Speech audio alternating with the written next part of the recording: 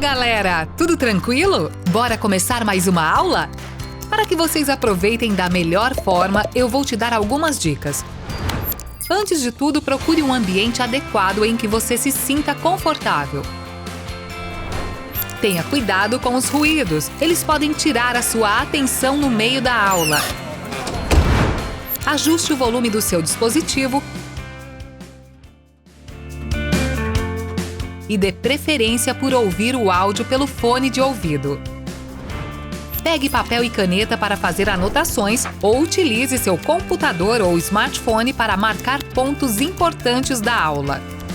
Utilize o chat nos momentos adequados e colabore. Sua participação é muito importante. Mantenha o foco e atenção na aula e lembre-se de que o caminho até a residência dos seus sonhos está cada vez mais próximo. Aproveite e bora pra cima!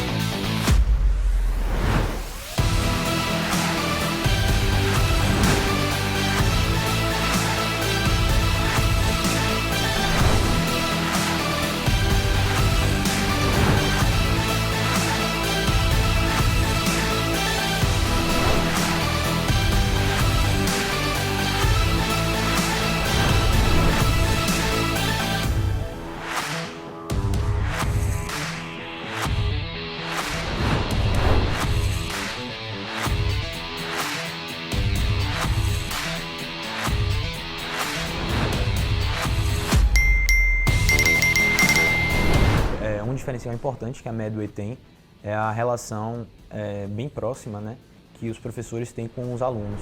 Fazer o curso tirou muita angústia que eu tinha, facilitou muito a jornada, aí, no sentido de entregar alguns tópicos já que a gente precisa. Os professores estão sempre bastante presentes. A Medway me mostrou que eu poderia mudar a minha formação como médica e não só como concurseira naquela época. Então ela mudou meu mindset para que eu viesse preparada para São Paulo para ser uma grande residente, mas também uma grande médica no futuro.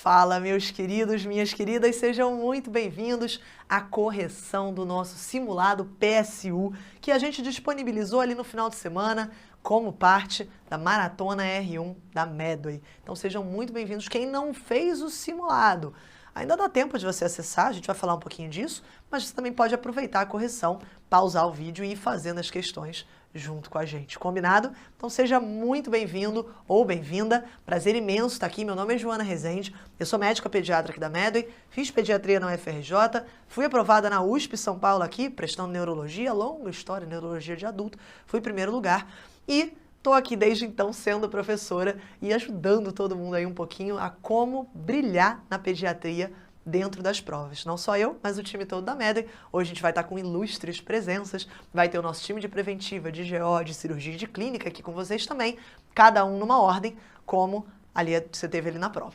Então, para a gente começar, se você está caindo de paraquedas, nunca viu, nunca ouviu falar a gente da Medway, prazer, a gente bota esse portfólio aqui, que é basicamente o motivo pelo qual, putz, eu acho que você podia ouvir a gente. Então, se você não tiver assim, cara, que é essa menina? Essa menina aparece no meu Instagram, ela me enche o saco, não aguento mais olhar a cara dela. Na realidade, a minha ideia de injetar no seu saco é te mostrar que existe um jeito muito bacana, um jeito que a gente já fez com todos os nossos alunos e que gerou frutos muito maneiros de aprovação, como, por exemplo, 50% dos aprovados na USP São Paulo, na USP Ribeirão, na Unifesp, na Unicamp e no IANSP. Você pega a lista de aprovados dos últimos anos dessa galera, inicialmente do último ano, né, 2022. Isso está lá no nosso site, na lista de aprovados, você pode entrar. Tem, sim, aproximadamente 50%, né, uns mais, outros menos, em cada uma dessas instituições foi aluno da Medway. Além disso, 1 em cada 3 do SUS São Paulo e do Sírio-Libanês aqui de São Paulo foram aprovados. E aí você pode estar olhando e falando, Joana, você está falando de São Paulo, por que você está falando de São Paulo? A gente está falando aqui de PSU. Eu sei, mas como é o nosso primeiro ano entrando em Minas Gerais, eu quero te mostrar que a nossa metodologia de São Paulo, ela é perfeitamente funcional e pode ser aplicável dentro de Minas Gerais, dentro do PSU. Então, hoje é o dia do simulado PSU, ontem foi o dia do Enare, amanhã vai ser o dia da MP e na sexta-feira vai ser o dia do SUS Bahia. Cada um desses usando essa metodologia que possibilitou a aprovação de tantos dos nossos alunos aqui no estado de São Paulo. Mas a gente também já tem aluno aprovado no PSU, etc., que foram alunos nossos de diversos cursos. Mas quero te passar isso aqui, beleza? E aí, os cursos já estão disponíveis. Você que está caindo agora, que achava que a Medway era realmente só São Paulo, de fato era. Mas já tem mais de um ano que a gente está trabalhando em cada um desses intensivos. A gente disponibilizou eles agora na segunda-feira. Qualquer dúvida, qualquer interesse, procura a gente lá no Insta, @medway.residência-médica. Pode me procurar no meu Insta pessoal, @mresende.jo, Resende com Z. Pode procurar o João, o John, quem você quiser procurar para tirar suas dúvidas. No Insta da Medway é mais fácil da gente responder mais rápido. Então, tanto o Intensivenário, Minas, Bahia e o Paraná já estão disponíveis. A ideia de cada um desses cursos é muito semelhante à metodologia de São Paulo que a gente tem. Então, cada um desses, tirando o Enare, que é uma instituição só, né? A gente foca na principal instituição ou nas principais instituições daquele estado. Então, Intensivo Minas Gerais, a gente está abordando com profundidade, com as 40 aulas direcionadas, com os guias estatísticos, com os planos táticos, que são as apostilas direcionadas para aquilo, com os simulados específicos originais no padrão desses que você está vendo aqui, só que aí realmente simulado completo, né? Vamos supor, tem uma prova de 100 questões. O simulado dessa prova vai ter 100 questões. A prova tem 120 questões, tem 120 questões. No padrão da instituição, pegando a estatística dos temas que mais caem, dos focos que mais caem.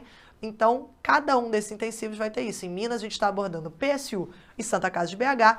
No Paraná, a MP e o UFPR estão contempladas. E no Intensivo Bahia, o SUS Bahia também está contemplado. Então, cada um desses já está disponível. Vai ser um prazer imenso estar com vocês. E se você, por acaso, não sabe muito como é que é o curso, aproveita a Maratona R1. A gente disponibilizou ao longo da semana passada algumas aulas, a aula aí dos primeiros focos de algumas dessas instituições. Eu sei porque eu dei o Enare para vocês. Então, a parte de pediatria do Enare, o primeiro foco, que especificamente foi sala de parto, um dos assuntos mais cobrados dentro do Enare, tá lá a aula, tá aqui disponível no YouTube. Não sei se ainda vai estar quando você estiver vendo esse vídeo, se você não estiver vendo ao vivo, a gente provavelmente vai tirar ele ao vivo em algum momento. Aproveita para ver logo, que acho que até o final de semana ele deve ficar, imagino. E aí, ao longo da maratona, a gente teve as aulas direcionadas, a gente teve também, ao longo da semana passada, a resolução de questões. Então, a gente pegou 5 questões de cada uma das grandes áreas, compatível ali com a aula que eu dei. Por exemplo, segunda foi Enare, segunda de noite eu voltei com vocês para discutir 5 questões de pediatria do Enare. Combinado? Então, não perde. Teve eu, teve a Marininha na preventiva, teve o John, teve o Dan, teve o Marcelo na GO. Teve uma galera aí discutindo as questões mais capciosas, mais valiosas para vocês. Tá tudo disponível aqui no nosso YouTube.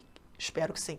E os simulados, que na verdade é isso aqui que a gente está corrigindo hoje. Vocês receberam o simulado via e-mail, vocês puderam fazer o simulado lá na época e agora a gente vai entrar na correção. Dá um bisu nos links aqui embaixo, que pode ser, você está com alguma dúvida, eu não sei onde é que eu encontro tal coisa, eu quero comprar o curso, não sei.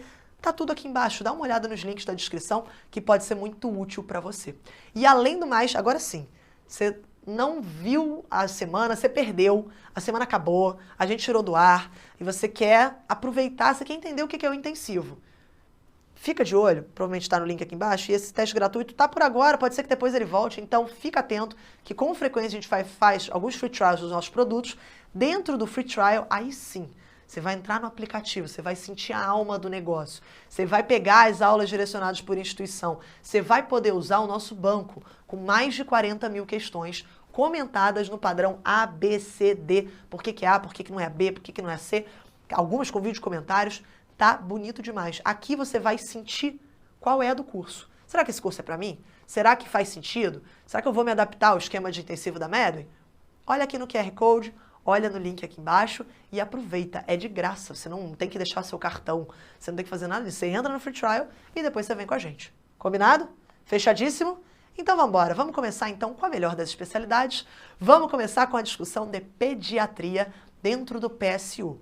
E deixa eu te passar uma coisa, a gente fala da prova do PSU, quem aí já está prestando, já fez, acho que vocês já sacaram que o PSU não é uma prova que vem de brincadeira.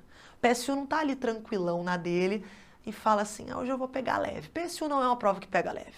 PSU é uma prova trabalhosa, uma prova que muitas vezes vai no detalhe da questão, que às vezes você se confunde entre as alternativas porque tem uma mais correta que a outra.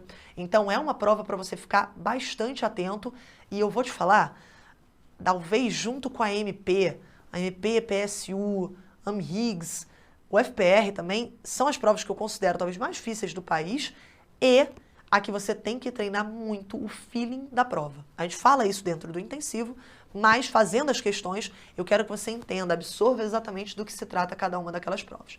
Então vamos embora. Vamos começar aqui, 25 minutinhos a gente mata. Temos um paciente de 6 meses de idade que veio à consulta de rotina da Pueri em aleitamento materno livre demanda e boa evolução pondero-estatural. Tudo ótimo até agora. Nasceu de parto vaginal a termo e pesou 2.350 gramas, sem nenhum outro dado de relevância clínica no segmento de pré-natal ou antecedentes mórbidos. Conforme a Sociedade Brasileira de Pediatria, a respeito da suplementação de ferro profilática, assinale a alternativa correta. O que a gente tem que ficar muito ligado aqui? Teve mudança em 2021 sobre isso. Então, se você por acaso ainda não estava sabendo, foi muito falado, é possível que você já esteja sabendo, a gente falou isso nos extensivos, então se é aluno nosso já está ligado, mas basicamente o que a gente tem que estar atento agora é que para a criança que não tem risco nenhum, a criança sem nenhum fator de risco, a suplementação de ferro profilática vai começar a partir dos 6 meses de idade.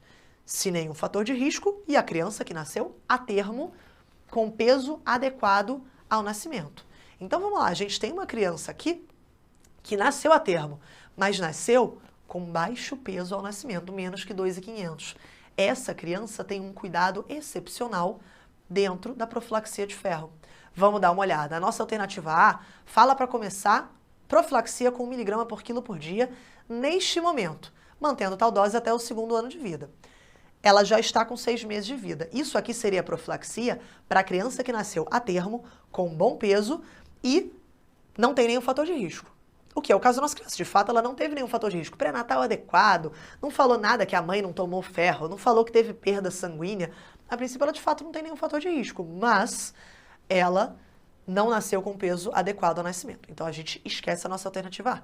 Devido ao baixo peso ao nascer, o recomendado seria ter iniciado 2 mg de quilo por dia de ferro elementar aos 30 dias de vida, mantendo essa dose durante todo o 1º ano. Aí no 2º ano fica 1 mg por quilo por dia até o final do 2º ano de vida. O 2º ano de vida sempre vai ser 1 mg por quilo por dia, tá? Até o final. Independente de como ela nasceu, o 1º ano é o que muda. O 2º fica igual. E muito semelhante a essa alternativa B, a gente tem a nossa C. Devido ao baixo peso a nascer, o recomendado seria ter iniciado profilaxia com 2 mg por quilo por dia, porém, a partir dos 3 meses de vida, ao longo de todo o 1º ano. No 2º ano, 1 mg por quilo por dia. Fiquei na dúvida. Não lembro exatamente qual é a alternativa aqui. Vamos olhar a D só para a gente ver se tem mais alguma coisa que vai deixar a gente na dúvida. O paciente deve iniciar a profilaxia com 2 mg por quilo por dia de ferro alimentar neste momento, mantendo essa dose durante todo o 1º ano. A partir de então, mantém-se 1 mg por quilo por dia até o final do 2º ano de vida. Não está correta porque não era para ele ter começado com 6 meses de vida. Mesmo que você não saiba quando que é para começar, 6 meses de vida, reforço, é esse paciente daqui. Paciente que nasceu ótimo, a termo, peso bom e sem nenhum fator de risco. Então, a gente fica na dúvida entre essas duas. E eu vou falar para você, a alternativa correta é a letra B, porque esta alternativa para aqui é o paciente a termo, que nasceu com peso adequado, mas teve um fator de risco. Então, esse paciente não pode ser o nosso, porque o nosso nasceu com 2.350 gramas. Ele cai nisso daqui. É a mesma profilaxia para um paciente prematurinho com mais de 1.500 gramas de nascimento. Combinado? Então, tanto o paciente que nasceu a termo baixo peso, quanto o prematuro que nasceu com mais de 1.500 gramas, esse paciente vai ganhar 2 mg por quilo por dia. Combinado? Matamos nossa primeira questão, vamos para a segunda. Vamos lá, a gente tem uma criança... vamos lá, a respeito da avaliação clínica da desidratação em pacientes pediátricos, de acordo com o Ministério da Saúde e com a SBP, assinale a alternativa correta. O assunto é desidratação. E quando a gente fala de desidratação, tem uma coisa que a gente tem que lembrar com muito carinho, que é a nossa tabelinha da classificação de acordo com o grau de desidratação. Isso vai determinar qual o manejo que a gente vai fazer com a nossa criança. Então é importante a gente lembrar quais são os critérios e como que a gente vai classificar o nosso paciente. Então vamos uma a uma e a gente já vai eliminando ali automaticamente. A nossa primeira alternativa tem um conceito antigo, que talvez você até esteja ali familiarizado, você talvez tenha estudado isso na graduação, que ela traz assim para você, uma perda de peso entre 5% a 10%, classifica o paciente como desidratado de primeiro grau.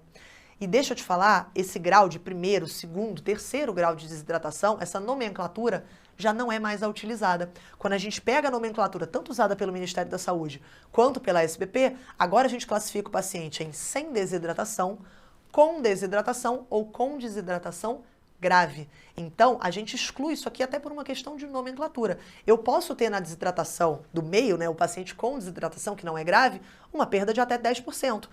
E no paciente com desidratação grave, mais de 10%. Mas não entra aqui nesse ponto, desidratado de primeiro grau, não existe mais aqui pra gente. Então, exclui a nossa alternativa A. Quando a gente vai para a nossa alternativa B, a avaliação do grau de hidratação não leva em consideração dados como capacidade de ingerir líquidos ou presença de sede. Nada disso. Quando a gente vai avaliar o paciente, até para você lembrar de quais são os critérios, basicamente a gente olha critérios da cabeça e o PPP. Vamos aos pouquinhos. Os critérios da cabeça, eu vou olhar ali o nível de consciência do meu paciente. Se ele está obnubilado, se ele está comatoso, isso aí entra como critério do sensório do meu paciente. No olho, eu vou olhar a profundidade, se é um olho fundo, se não é, e eu vou olhar a capacidade lacrimal desse meu paciente. Ele está produzindo lágrima, não tem lágrima, está menos lágrima, tudo isso aí vai entrar como critério de olho.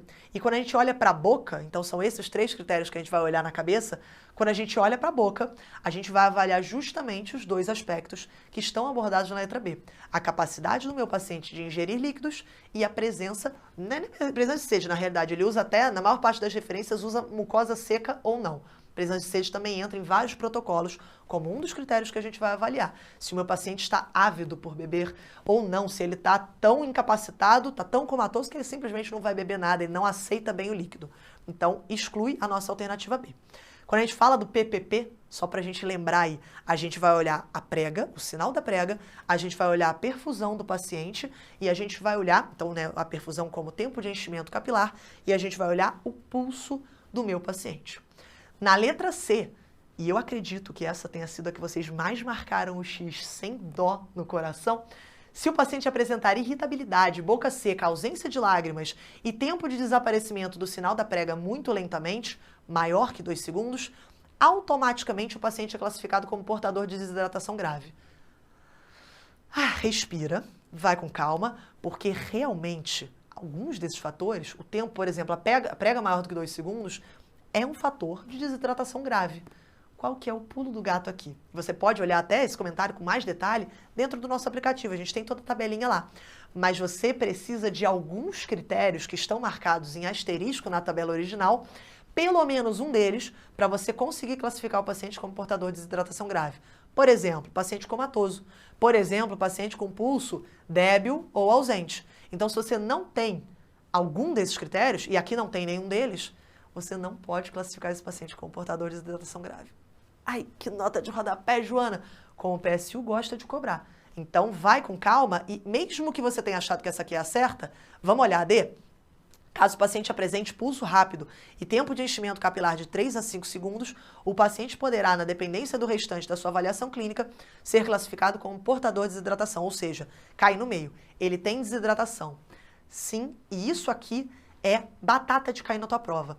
O que a gente acha? Olha pulso rápido, olha enchimento capilar prolongado e já acha que é grave. Mas na realidade essa aqui é a classificação intermediária. Um pulso muito rápido ou ausente seria um indicativo de desidratação grave. Um enchimento capilar maior que 5 segundos também é um desses critérios aqui para ser portador de desidratação grave. Aí sim eu pensaria como desidratação muito grave. Então, esses critérios aqui são critérios normais para só desidratação. Paciente com desidratação. Nossa alternativa correta é a letra D, questão maldosa. Vamos aliviar, vamos para a nossa terceira. Essa terceira, você certamente já viu essa imagem. Espero que não na vida real, mas talvez você já tenha visto ela em prova. A complicação ilustrada na figura a seguir está classicamente associada a uma enteroparasitose relativamente comum na infância. Sobre esse parasita, assinale a alternativa correta. Do que se trata essa imagem daqui? Essa imagem nada mais é do que a protrusão de uma mucosa retal para fora do meu paciente, ou seja, um prolapso retal. E eu consigo ver, extremamente desagradável, YouTube, por favor, não derrube o meu vídeo, é para fins educativos. A gente consegue ver alguns dos germes, dos parasitas aqui. E basicamente ele vai te fazer uma pergunta, perguntando aí a alternativa correta, pegando algumas das definições desse assunto. Na letra A, ele fala que é um parasita classificado como um euminto de corpo achatado. E sua principal complicação ilustrada é o prolapso retal. Do que se trata essa imagem? Você vê que nenhuma delas, ele te pergunta qual é o parasita. E o parasita classicamente associado ao prolapso retal é o Trichuris trichiura. Depende aí de como você fala. Então, quando a gente fala da tricuríase, é a principal aí, parasitose associada com prolapso retal. E aí você olha essa questão e você tem que ter um pouco de malícia para pensar assim, será que ele é um euminto de corpo achatado? Mas que detalhe, eu não sei se é um euminto de corpo achatado. Deixa ela no canto, mesmo que você não saiba. Vamos lá. Talvez seja, talvez não seja, você não vai pagar para ver. Realmente é um conceito mais detalhado.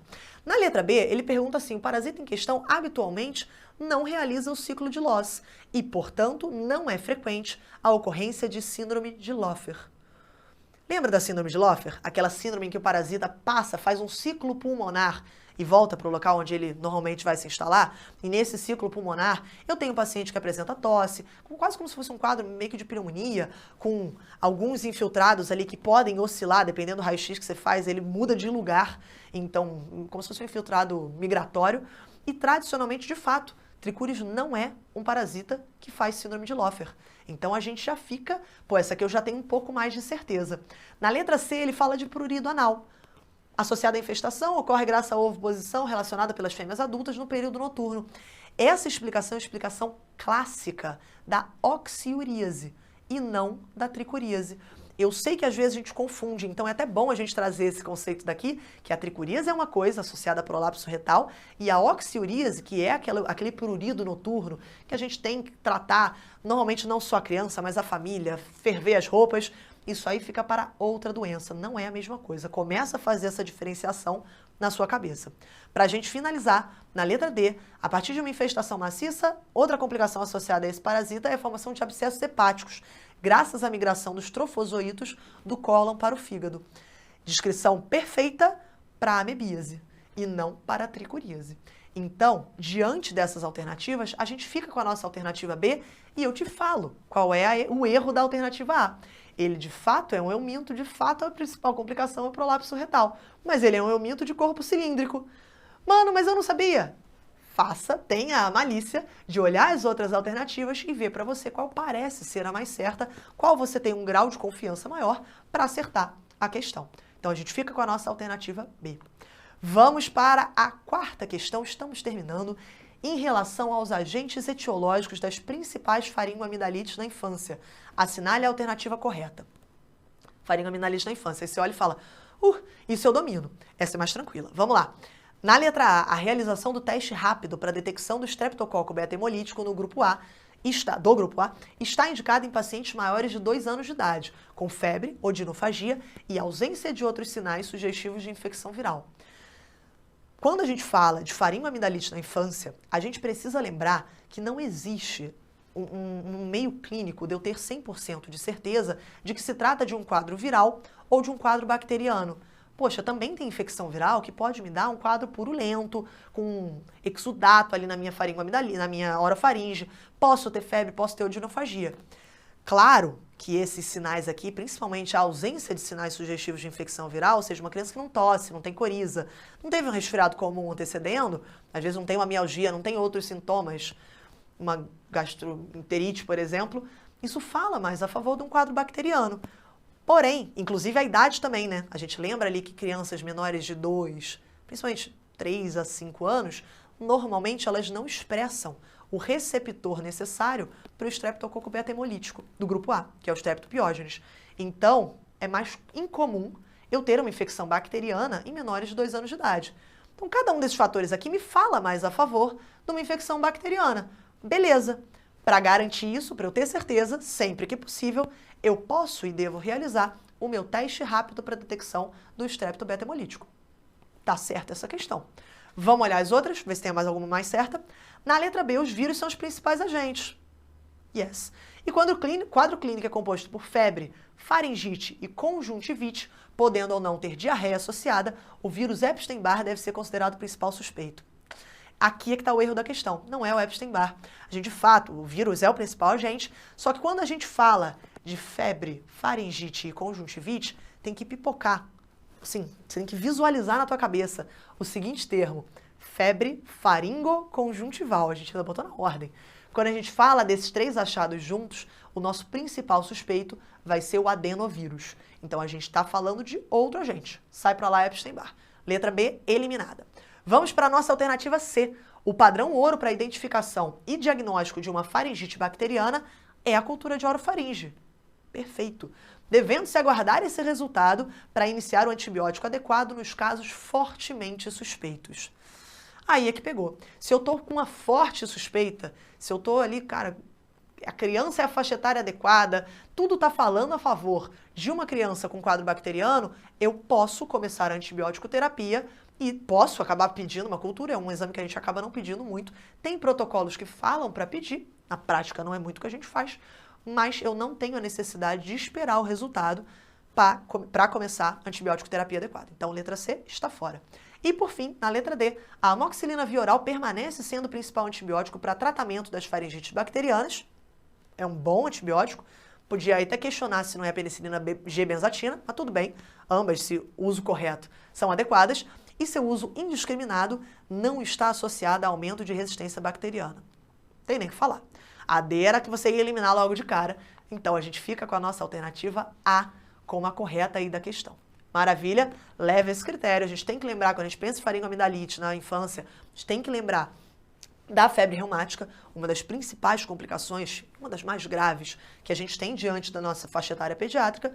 Então, também podia ser cobrado aqui algum conceito de febre reumática na sua questão. Maravilha? Para a gente finalizar, então, nosso simuladinho, uma questão de tabela, questão clássica de cair em prova, sem muita dificuldade. Vamos lá, questão de PA. O que a gente tem que ficar de olho numa questão de PA?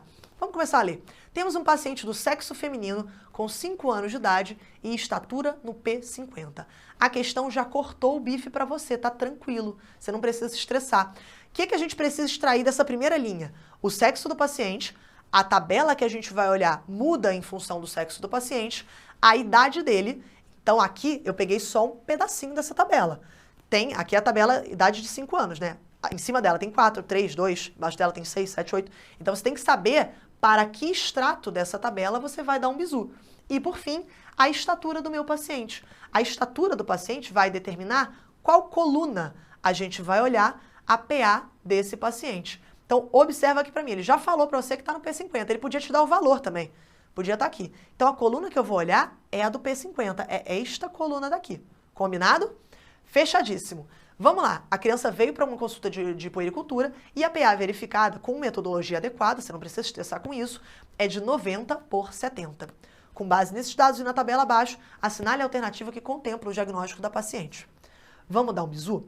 Isso aqui teve alguma mudança nos últimos anos, então já tem uns 4 anos assim, 4 para 5, que a gente mudou os percentis da PA que eu vou observar para minha criança. Repara aqui, isso aqui diz respeito à estatura, tá? Sem estresse. E é importante eu olhar tanto a parte da PA sistólica quanto a parte da PA diastólica. Vamos voltar para a sistólica aqui. Aqui eu tenho o P50, ou seja, 50% das crianças está até esse valor aqui de sistólica. No P90, então 90% até aqui, P95 e P95 mais 12. Antigamente eles usavam um corte maluco aqui de P99 mais 5. Isso caiu por terra, agora a gente está com esses valores e é com eles que a gente vai se guiar. Vamos começar a plotar na tabela, vamos pegar esse dado e jogar aqui. Se a gente tem uma criança com uma PA sistólica de 90 e ela está no percentil de 50, pô, ela cai na PA sistólica abaixo do P50. Chuchu, beleza, tudo bem com a criança. Abaixo do P50 tá super normal. Abaixo do P90 a gente tá tranquilo com essa criança. Começou a passar daí, a gente começa a se estressar. E na PA diastólica, mudei aqui brevemente, a gente tem uma PA de 70. O que já é estranho, né? Tem uma pressão de pulso muito pequena aqui. Só 20 milímetros de mercúrio não é normalmente o que a gente costuma ver em criança. Então, já acende um farol aqui, porque provavelmente 70 não está normal. Vamos olhar a mesma coluna. E aqui, o 70, a gente observa que a criança cai entre o P90 e o P95. O que isso quer dizer? Essa é a pergunta da questão. Isso é uma PA normal para a idade? Isso é uma PA elevada? Isso é uma hipertensão estágio 1? Ou isso é uma hipertensão estágio 2? O primeiro conceito que você tem que levar dessa questão é que não importa se é a PA sistólica ou a diastólica que estão alteradas. Você vai se guiar pela mais alterada, pela que está mais elevada.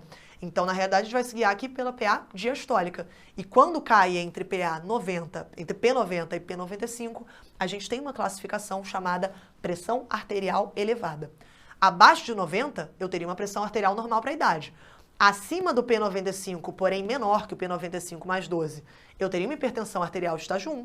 E acima do P95 mais 12, eu teria uma hipertensão estágio 2. Combinadíssimo? Galera, acabamos PED. Então, ó, a gente se vê amanhã no simulado da MP, quem for aí prestar. Não sei se vai ser a mesma galera, né? Minas e Paraná, acho que não é muito a mesma galera que faz a prova. Mas estarei com você ao longo das próximas semanas, estarei com você no curso, no Intensivo Minas Gerais. Eu, todo o nosso time de pediatria, Luquinhas, Dan vai estar com vocês. Vai ser um prazer enorme. Então, beijo grande, a gente se vê.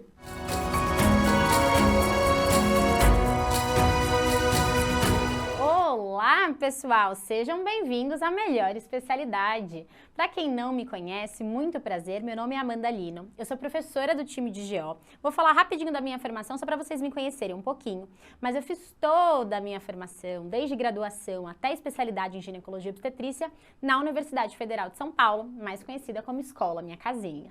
E atualmente eu faço reprodução assistida R4, também lá na Unifesp. Simbora, então, agora que a gente já se conheceu, fiquem à vontade para me chamar de Amandinha. Os íntimos sempre chamam assim, vocês vão me ver tanto, que a gente já vai criar uma intimidade, tá?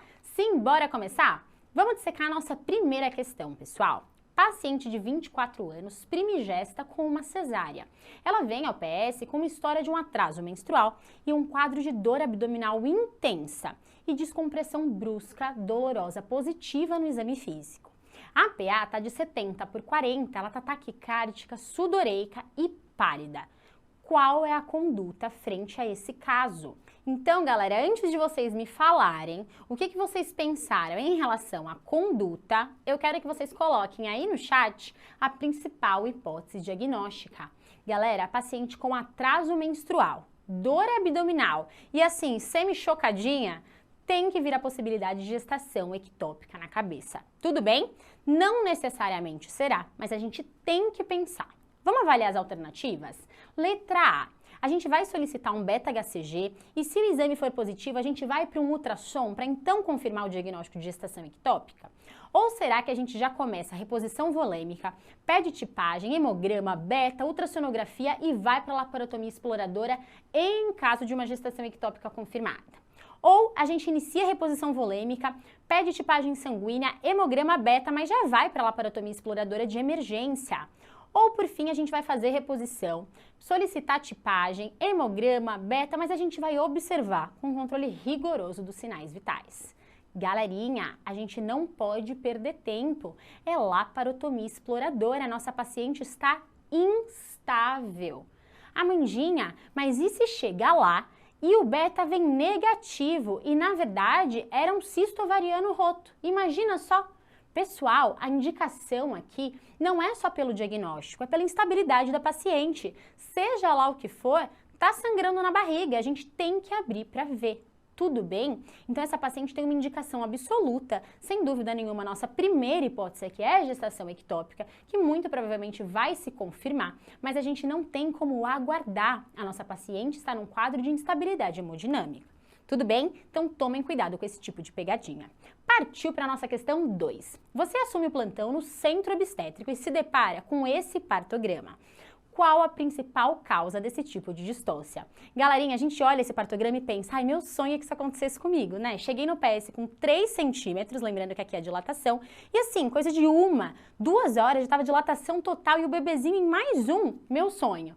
Cuidado, pessoal. O nome disso é parto taquitócito. A definição mais formal é quando a gente tem todo o processo de dilatação e expulsão do bebezinho em menos de 4 horas. O bebê ainda não nasceu aqui, mas a gente tem um intervalo super pequeno e a progressão está sendo muito rápida. Então, sem dúvida nenhuma, daqui 20 minutinhos esse bebê nasceu. Então, essa distócia é um parto taquitócito fechado. E por que ele é ruim? Porque não tem tempo de adaptação do períneo. Pode lacerar, o bebezinho às vezes não aguenta tanta contração. O que causa um parto muito rápido? Será que é um assinclitismo? O bebê meio tortinho? Não. Quando a gente tem um assinclitismo, às vezes a gente tem dificuldade do bebê descer, que não é esse caso. Taquissistolia, será que o útero contrair demais pode acelerar o parto? Vamos pensando, vamos para a próxima. Hipocontratilidade uterina, um útero meio bobinho, contraindo mais ou menos, faz sentido? Claro que não. Uma hipocontratilidade pode levar, por exemplo, a uma parada da dilatação ou uma dilatação mais prolongada, tudo bem? E a desproporção cefalopélvica, a gente teria o contrário, um bebê que não desce e não um parto rápido demais. Então, sem dúvida nenhuma, a nossa resposta aqui é taquissistolia. E a gente tem que tomar cuidado porque muitas vezes isso é iatrogênico, quando a gente utiliza ocitocina de forma inadequada.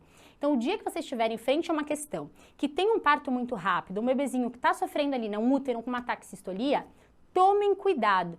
Vejam se a paciente não está em uso de ocitocina. E se estiver, é recomendação de suspensão da medicação. Combinado? Então, essa foi bem tranquila, né? Bora lá para 3. Primigesta de 18 anos, com 32 semanas. Procura o pronto-socorro com uma queixa de cefaleia, sem melhora com analgesia em casa. E ela tá também com uma visão meio turva. Quando você mede a pressão, ela tá de 150 por 100 e a gente tem ausência de dinâmica uterina. O fundo uterino, quando você mede a altura, tá de 25 centímetros. Que estranho, né, pessoal? Para a umidade gestacional de 32 semanas, eu esperava mais. Mas o batimento do bebê tá ótimo, 148, que deixa a gente um pouco mais tranquilo. Qual é a sua conduta? Mais uma vez, antes de me falar a conduta, qual é a sua hipótese? Paciente de 32 semanas com PA alterada, cefaleia e visão turva. Tem que vir na sua cabeça iminência de eclâmpsia, pessoal. Quando a paciente tem uma elevação pressórica e sintomas clínicos de deterioração, como é o caso de uma cefaleia, como é o caso de uma visão turva, né? Isso mostra pra gente que a paciente está num quadro de iminência de eclâmpsia. E o que a gente faz frente a um quadro de iminência de eclâmpsia? Essa não pode ter dúvida na prova e nem na vida. Todo médico precisa saber da conduta inicial para um quadro de iminência de eclâmpsia, porque pode chegar na sua vida em qualquer plantão, tudo bem? Então isso vocês têm que saber. A nossa primeira conduta, sem dúvida nenhuma, é sulfato de magnésio. Fiz o sulfato de magnésio, aí eu começo a pensar no resto. O pensar no resto significa o quê?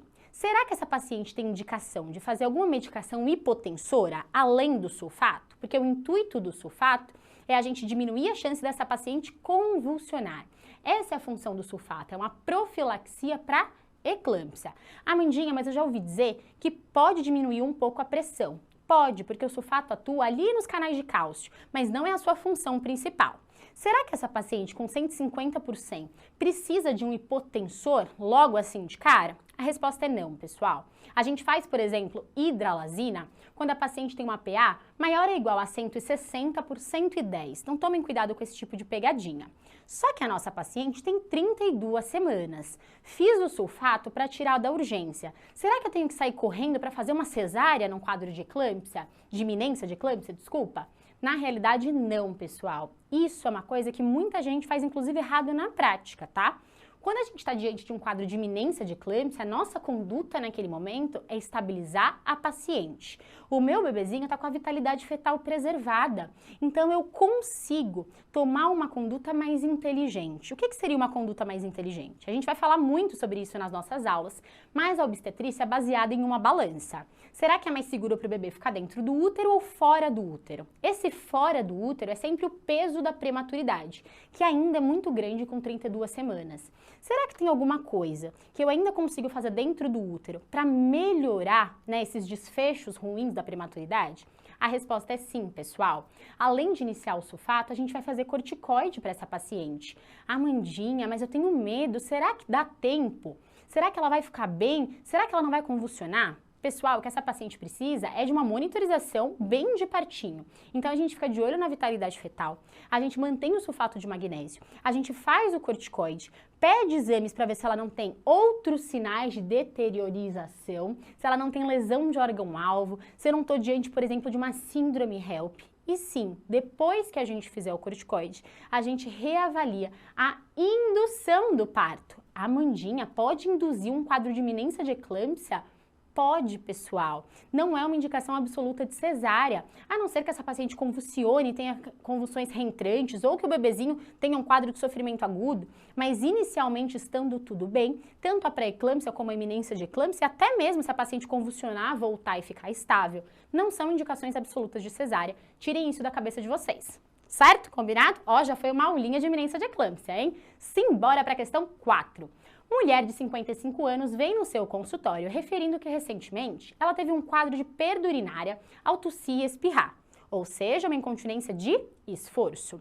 Mas também ela tem que sair correndo para ir no banheiro sem ter que estar com a bexiga cheia. Então agora já tem um quadro de urge-incontinência, certo? Urgência mais incontinência de esforço. Ela nega o uso de medicações e também não tem comorbidades. E no exame ela tem um prolapso de parede vaginal anterior estadio 2. Qual é a primeira conduta nesse caso? Ai, galerinha, essa eu fui malvada mesmo, desculpa, tá? A primeira conduta nesse caso, pessoal, é exame de urina e urocultura. É obrigatório, frente a um quadro de urgência miccional, a gente descartar a infecção urinária. Posso oferecer a fisioterapia pélvica depois disso? Posso. Talvez a terapia de reposição hormonal seja interessante, porque ela é uma paciente de 55 anos, a gente tem que avaliar se ela está na pós-menopausa, se tem atrofia urogenital? Pode ser. E a colpoplastia anterior associada ao sling, a gente precisa ver se tem indicação, mas pode ser uma opção no caso de um prolapso. E esse estadio 2 que ela fala do prolapso é quando a gente está com o prolapso 1 centímetro acima do ímen e mais 1 centímetro, né? 1 centímetro além da carúncula himenal. Esse é o estadio 2, tudo bem? Então foi meio sacanagem mesmo, vocês nunca mais vão esquecer de pedir um exame de urina e urocultura, combinado? Simbora para nossa última questão de GO. Paciente de 32 anos procura atenção básica de saúde para fazer um exame preventivo do colo uterino. Há 6 meses, ela já fez um exame e veio um resultado de asquias, atipias, células atípicas escamosas de significado indeterminado. Ela repetiu o exame e veio de novo o asquias. O que a gente faz quando eu tenho um asquias que se repete? A gente fala muito sobre isso nas nossas aulas e quem entrar aqui no nosso intensivo vai ver várias e várias vezes eu falando sobre isso, porque é um tema super quente nas provas de residência, que quando a gente tem um asquias, o que é isso? O patologista olhou a célula e falou, o que é isso? Que coisa esquisita. Não sei se é infecção por HPV, não sei se é uma inflamação, não sei o que é isso. De forma geral, a gente não se preocupa. A gente não encaminha direto, por exemplo, para a colposcopia. A gente repete o exame de acordo com a faixa etária. Nesse caso dessa paciente, acima de 30 anos, a gente repete em 6 meses, que foi exatamente o que ela fez. Só que quando ela repetiu, veio esquisito de novo, pessoal. E aí, nesse caso, a gente não pode mais fazer segmento expectante. Nesse caso, a nossa conduta é colposcopia, tudo bem? Não tem indicação de biópsia, a gente não pode reavaliar nem 6 meses, nem 1 ano. Se a gente tem uma repetição, seja de asquias, ou seja, de uma lesão intraepitelial de baixo grau, que inicialmente a gente também pode acompanhar, a conduta aqui é colposcopia. Certo? Tranquilo, GO, vai, não tava muito na maldade. Eu espero que vocês tenham gostado da nossa melhor especialidade e a gente ainda vai se ver muito nesse intensivo, tá? Um beijo e até a próxima!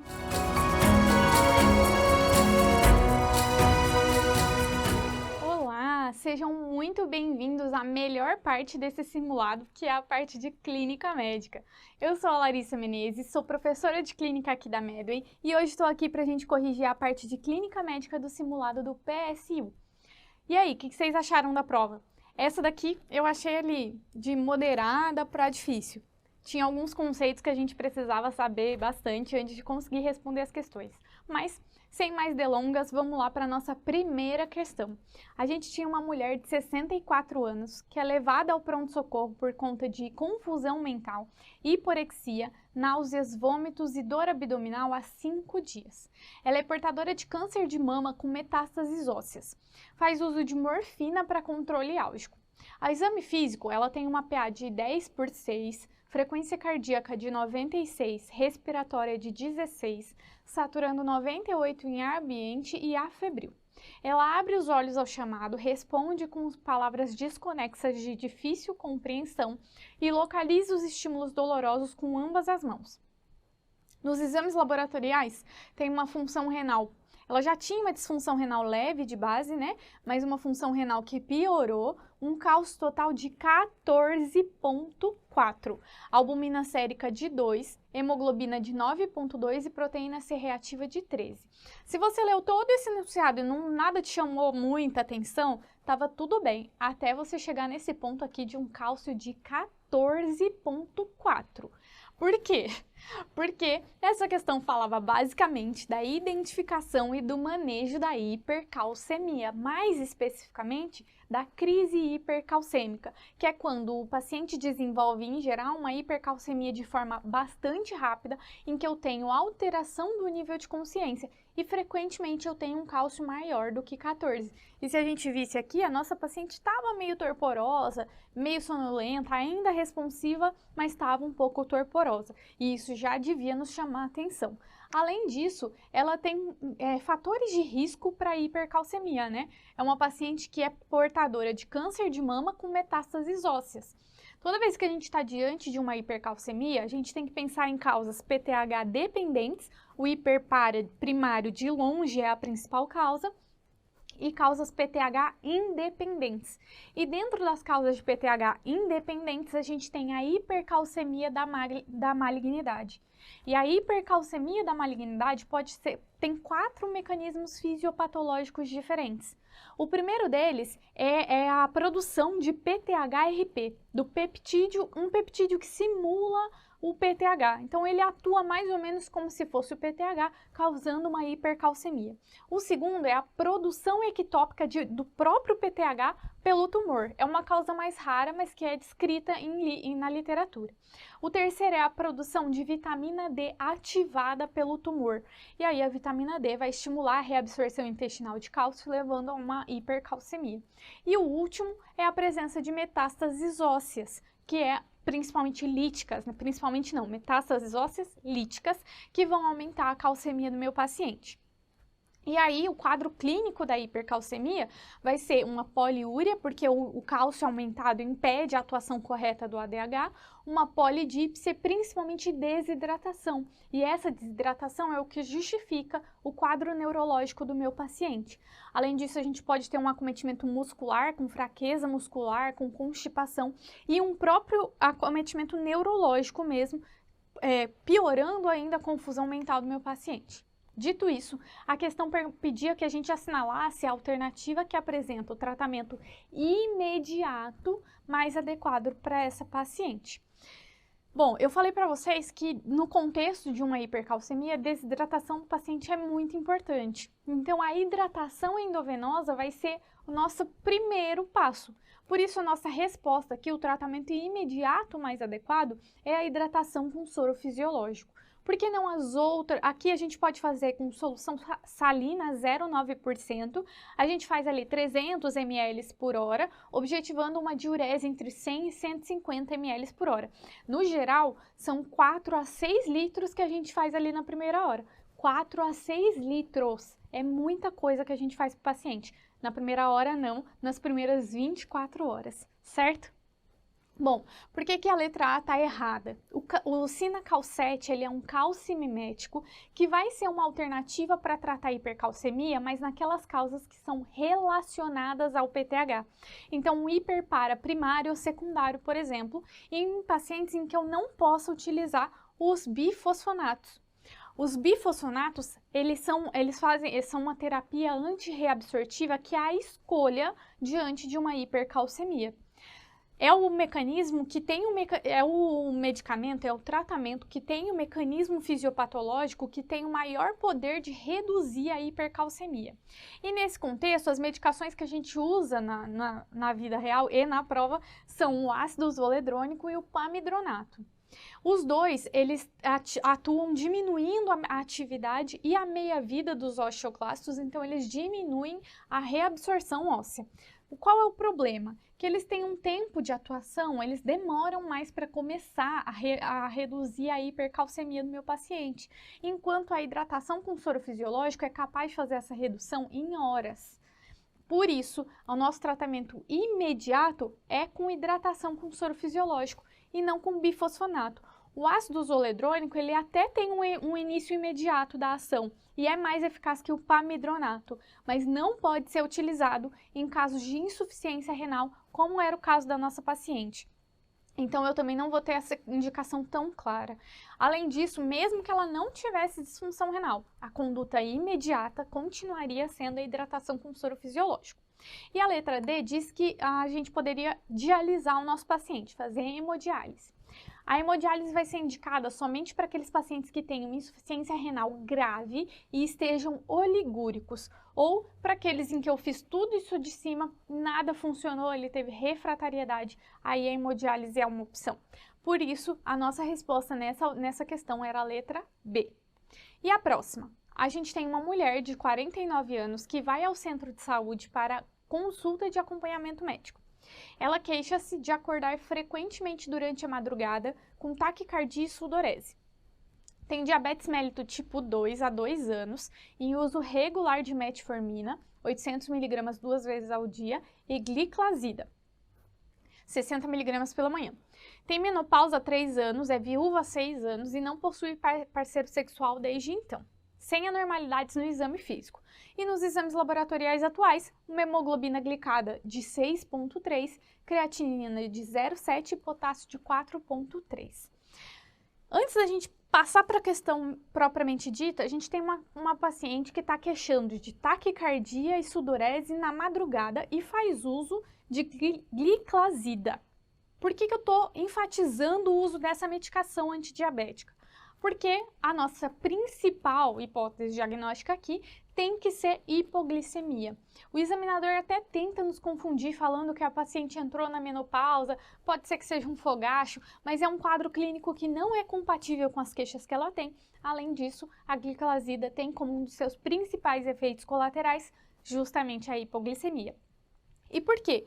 E mais um achado, né? A gente tem uma hemoglobina glicada de 6,3, que pode indicar uma correção excessiva do diabetes. A nossa meta é abaixo de 7, então ela está bem abaixo, quer dizer que a gente pode estar hipercorrigindo. Bom, então por que eu falei para vocês que a gliclazida tem como principal efeito colateral a hipoglicemia? Porque ela é uma droga antidiabética que não é insulina, né? Que faz parte dos antidiabéticos não insulina, que é uma sulfonilureia. O mecanismo de ação dela é aumentar a secreção de insulina pelo pâncreas de forma contínua. Então, se ela aumenta a secreção de insulina, um dos seus efeitos colaterais é justamente a hipoglicemia. Diante disso, a questão pede para que a gente assinale a alternativa que apresenta a conduta menos adequada depois dessa conduta. Bom, vamos lá. Reduzir a dose de gliclazida. É uma ótima opção, certo? A nossa paciente tem sinais e sintomas de hipoglicemia e usa um medicamento hipoglicemiante. Então, uma das alternativas pode até ser que a gente reduza a dose e não resolva os sintomas da paciente. Mas a primeira medida que a gente tem que ter é justamente a redução da dose do medicamento que pode estar causando essa hipoglicemia. A letra C, a B a gente pula. A letra C fala para a gente dosar a vitamina B12. E em se tratando de um ambiente de consulta de rotina, como foi dito lá no enunciado pra gente, é uma alternativa que está correta, lembrando que ele perguntou a menos adequada. Por quê? Uma das causas mais comuns de hipovitaminose da B12 é justamente o uso crônico de metformina. Então, toda vez que um paciente que é diabético e usa metformina, a gente precisa dosar anualmente essa vitamina. E a letra D é solicitar aferições de glicemia capilar durante a madrugada. também uma ótima alternativa, né? A gente está diante de uma paciente que tem como queixa principal alterações que nos fazem pensar em hipoglicemia. Uma forma que eu vou ter de comprovar essa hipoglicemia é pedir que a paciente faça a aferição da glicemia capilar dela nesses períodos em que ela está sentindo sintomas. Portanto, a nossa resposta era a letra B. Era adequado eu reduzir a dose da gliclazida, era adequado solicitar a dosagem de vitamina B12 e era adequado solicitar aferições de glicemia capilar durante a madrugada. Por que eu não vou reduzir a dose da metformina? Porque a minha hipótese diagnóstica é hipoglicemia. E a metformina, ela é uma biguanida que o mecanismo de ação dela é redução da resistência periférica à insulina. Eu não vou reduzir a metformina. Até porque eu não tenho outras queixas, como queixas gastrointestinais ou piora da função renal, que seriam outras coisas que me dariam motivo para reduzir a dose dessa metformina. Então, eu não tenho nenhum motivo para reduzir. Por esse motivo, a letra B era a resposta correta da nossa questão. Na questão 3, a gente tem uma pergunta bem direta. Qual é o princípio fundamental do tratamento da descompensação aguda da insuficiência cardíaca que se apresenta com um padrão de congestão associado a uma boa perfusão periférica, ou seja, um perfil quente e úmido? Bom, então a gente está falando de uma insuficiência cardíaca descompensada em perfil B, que é aquele paciente que está quente e está úmido. Quando a gente está diante desse perfil de descompensação da insuficiência cardíaca, quais vão ser os pilares de tratamento? Vasodilatação e diurético terapia. Meu paciente está com volume em excesso no corpo, num coração que não está conseguindo bombear tudo isso. Meu objetivo é tentar tirar volume de dentro do corpo do paciente ou tentar fazer com que caiba mais volume. Então, ou vasodilatação e diurético terapia. As duas coisas juntas, na maioria das vezes. Só que diante de um perfil B, o meu paciente normalmente está clinicamente bem até, está relativamente bem, está estável hemodinamicamente. Então, minha vasodilatação vai ser preferencialmente via oral. Enquanto a diurético terapia, que vai ser feita principalmente com diuréticos de alça, como a furosemida, vai ser feita por via parenteral. Porque eu disse para vocês que tem um excesso de água dentro do corpo desse paciente, inclusive causando edema de alça intestinal. Então, diante de um paciente que está todo edemaciado, não adianta eu dar furosemida por via oral. Eu tenho que utilizar a forma parenteral para que eu tenha o efeito desejado dessa medicação. Então, basicamente, perfil B é vasodilatação e diurético terapia.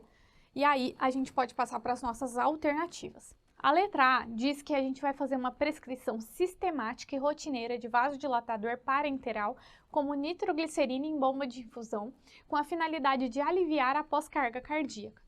Larissa, você não acabou de falar para mim que a vasodilatação é o que a gente vai fazer para esse paciente?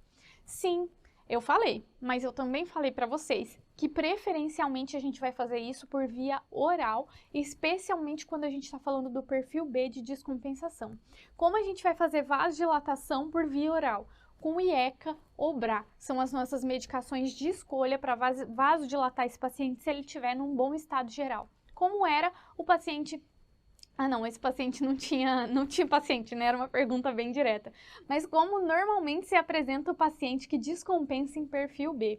E aí o que deixaria essa alternativa inválida seria mais o parenteral mesmo. A gente optaria por medicamentos vasodilatadores via oral.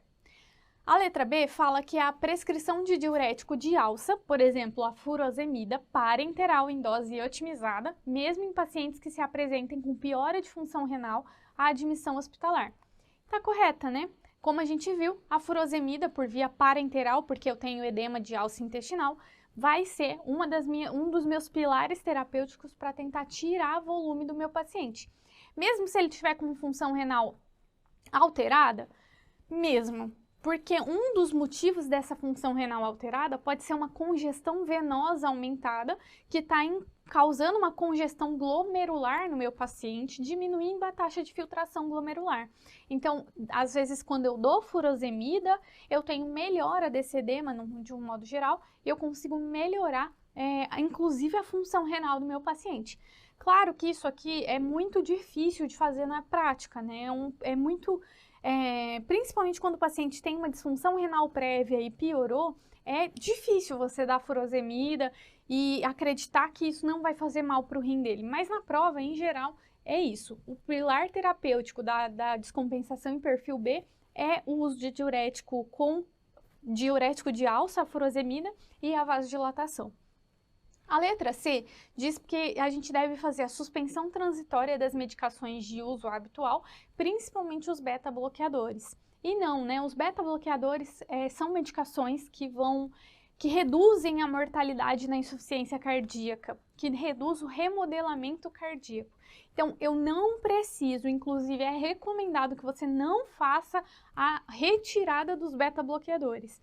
Se o paciente estiver evoluindo com sinais de má perfusão periférica, a gente considera reduzir a dose, mas se não, a gente mantém o beta-bloqueador e pode inclusive manter em dose de uso habitual. E a letra D fala que a prescrição de diuréticos preferencialmente por via oral, e aí eu já paro aí, né? A gente tem edema de alça intestinal, que vai prejudicar a absorção desses medicamentos por via oral, por isso essa não é a nossa escolha. Mais para frente, quando a gente consegue melhorar um pouco o status volêmico do nosso paciente, a gente até pode optar pela transição visando a alta hospitalar do paciente, a aderência terapêutica, mas aqui, nesse momento imediato que internou em perfil B descompensado, a gente vai fazer furosemida por via parenteral, certo? Bom, vamos então para a nossa questão 4. A gente tem uma mulher de 48 anos que é acompanhada por um quadro de poliartrite simétrica e aditiva que acomete articulações interfalangianas de mão, exceto as interfalangianas distais. Além disso, apresenta algumas deformidades, tais como desvio ulnar dos dedos e dedos em pescoço de cisne. Nos exames laboratoriais, tem positividade com altos títulos do fator reumatoide e do anti-CCP, além de aumento das provas inflamatórias, VHS e PCR. Por esse enunciado, não dava nem para a gente ter dúvida de que a gente estava falando de uma artrite reumatoide, certo? A artrite reumatoide é uma doença autoimune que se manifesta com uma poliartrite de pequenas articulações, principalmente mãos, pés e punhos, em que as interfalangianas distais são poupadas. É uma doença autoimune frequentemente muito mais comum em mulheres, ali na faixa dos 35 aos 55 anos, e uma artrite que tem um padrão simétrico e aditivo. E inclusive, eu posso ter várias manifestações extra-articulares. E aí, como que a gente vai fazer o diagnóstico da artrite reumatoide? Claro que a gente não tem dúvida quando a gente tem um diagnóstico, quando a gente tem um quadro clínico tão rico quanto esse que foi descrito no enunciado. Mas a gente tem alguns critérios que nos fazem pensar mais em artrite reumatoide. Eu não preciso saber esses critérios de cor, mas eu vou falar o que compõe esses critérios apenas para que a gente possa relembrar um pouquinho mais o assunto, né? Então, o primeiro deles é a quantidade de articulação acometida. Quanto mais articulações e menores elas forem, maior a pontuação que o meu paciente vai ter. Pode contar até 5 pontos. O segundo é a sorologia, que vai levar em consideração o fator reumatoide e o anti-CCP. E se eu tenho título alto, como eu tenho aqui no enunciado, eles têm uma maior pontuação, contam até 3 pontos. O terceiro são os reagentes de fase aguda, como PCR e VHS, que se estão alterados contam 1 ponto. E o último é a duração. Se eu tenho mais do que 6 semanas, também conta 1 ponto para o meu paciente. De novo, não precisa saber isso de cor, mas é importante que vocês conheçam esses critérios diagnósticos e saibam o que compõe ele. Não precisa saber quantos pontos cada um deles dá, mas precisa saber o que compõe. É uma pontuação que tem ali, pode ir até 10 pontos, mas a partir de 6 a gente já começa a falar com segurança que o diagnóstico desse paciente é artrite reumatoide. E aí, tendo em vista a principal hipótese diagnóstica, qual seria a medicação de primeira escolha para o tratamento que melhora o prognóstico e a evolução da doença? O tratamento da artrite reumatoide é baseado nos DMARDs, que são drogas antirreumáticas modificadoras de doença, cujo principal representante é o metotrexato. Então, aqui não tinha dúvida que a nossa resposta correta é a letra C. A gente, na letra A, por que ela está incorreta? Os corticoides são anti-inflamatórios que são usados para alívio sintomático dos pacientes com artrite reumatoide, normalmente para crise aguda e por um curto período de tempo, porque eles têm muito efeito colateral a longo prazo. E além disso, eles não melhoram o prognóstico da doença. Eles não são considerados DMARDs, certo? Drogas modificadoras da doença. A letra B fala que é o uso de imunobiológico, como por exemplo o adalimumab. Os imunobiológicos são uma opção de tratamento para artrite reumatoide e, inclusive, são capazes de mudar o prognóstico da doença. Mas eles vão ser reservados para aqueles pacientes que não responderam à nossa primeira opção, que são as drogas não biológicas que mudam o curso da doença. E a letra D está errada também porque fala da glucosamina, que até é utilizada nos dias atuais, mas já não tem nem recomendação mais em diretriz e é inclusive mais usada na osteoartrite do que na artrite reumatoide. Aqui ela não tem nem benefício comprovado, por esse motivo a gente não vai utilizar a glucosamina, certo?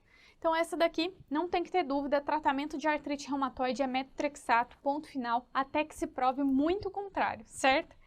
Bom, vamos então para a nossa quinta questão, é de um paciente de 44 anos que procura atendimento médico por quadro de febre, mal-estar, prostração e tosse produtiva com expectoração esverdeada há 4 dias. No exame ele está corado e hidratado, consciente e orientado, até rimou. Um Glasgow de 15, uma PA de 13/8, frequência cardíaca de 106, frequência respiratória de 22, temperatura axilar de 38,2, saturando bem em ar ambiente. Do que a gente está falando aqui, gente? Um paciente jovem, sem comorbidade, que chega com febre, tosse e expectoração.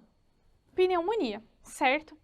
Toda vez que a gente está diante de uma pneumonia, a gente precisa avaliar 2 coisas. Aonde eu vou tratar o meu paciente e com o que eu vou tratar o meu paciente. Aonde? Se ele vai para casa, vai fazer o tratamento em casa ou se eu vou internar. E se eu vou internar na enfermaria ou na UTI. E com o que? Se eu vou usar um macrolídeo, ou um beta-lactâmico, ou uma fluoroquinolona, o que eu vou escolher para tratar o meu paciente? O primeiro passo é decidir aonde eu vou tratá-lo. E para fazer isso, a gente tem 2 scores que a gente usa mais. O PSI-PORT e o CURB-65. O PSI-PORT, ele é muito mais elaborado que o CURB e divide o paciente ali em 5 classes diferentes. Mas ele é melhor para predizer a necessidade de UTI para tratar o meu paciente. E ele é um score que vocês forem procurar, vai ser desse tamanho aqui, ó. Então, na vida real, a gente usa ele bastante, porque a gente usa uma calculadora. Mas na prova, é inviável ficar aplicando o PSI, o PORT. Então, a gente vai tentar responder todas as questões de pneumonia usando o CURB-65, exceto se a questão estiver falando especificamente sobre o PSI, e aí, normalmente, eles não perguntam coisas específicas, como a pontuação. Eles perguntam mais no geral, e é bem difícil cair sobre o PSI. A maioria das questões a gente vai se pautar pelo CURB-65. E o que é o CURB-65? Aí, lógico, né, gente? Nenhum desses 2 scores vão ser utilizados se a minha clínica não for compatível com pneumonia. A clínica é soberana. Eu estava esperando o momento que eu ia falar isso nessa aula, hein? Então, não tem como a gente pensar em aplicar qualquer score que seja, em qualquer assunto da medicina, se a clínica do paciente não for compatível, certo? É para isso que a gente estuda, né? Porque se fosse só aplicar score, qualquer pessoa conseguia fazer o que a gente faz. Então, a gente estuda para saber quando aplicar cada score de forma correta. Bom, e aí, pensando num quadro de pneumonia bacteriana, qual seria o local apropriado para o tratamento e o melhor antibiótico a ser utilizado? A gente vai aplicar o CURB-65. O C é de confusão mental. Então, uma escala de coma de Glasgow ali abaixo de 15, se ele não quiser te falar diretamente que o paciente está sonolento, obnubilado. A U é de ureia, maior ou igual a 43 ou maior ou igual a 50, dependendo da referência. O R é de frequência respiratória maior do que 30 incursões respiratórias por minuto, maior ou igual. E o B é de baixa pressão arterial, uma PA sistólica menor do que 90 ou uma pressão arterial média menor ou igual a 60 milímetros de mercúrio. E o 65 é quando meu paciente tem pelo menos 65 anos de idade. E a partir do CURB 65, a gente tem o CRB 65, que é a mesma coisa que o CURB 65, mas que exclui a ureia desse diagnóstico. Para quê? Para que a gente não dependa de exames laboratoriais. Dito isso, eu vou inclusive voltar aqui para a gente ver, ó, o nosso paciente tem 44 anos, então no 65 ele já não pontua mais. Ele não tem confusão mental, tem um Glasgow de 15, ureia ele não nos deu, então a gente vai usar o CRB, que é principalmente utilizado quando o meu paciente está em bom estado geral. O R é de frequência respiratória acima de 30, aqui está 22, não pontua também. E o B é de baixa pressão arterial, que ele também não pontua. Então, eu tenho um paciente jovem, sem comorbidades, que não pontua no CURB ou no CRB65.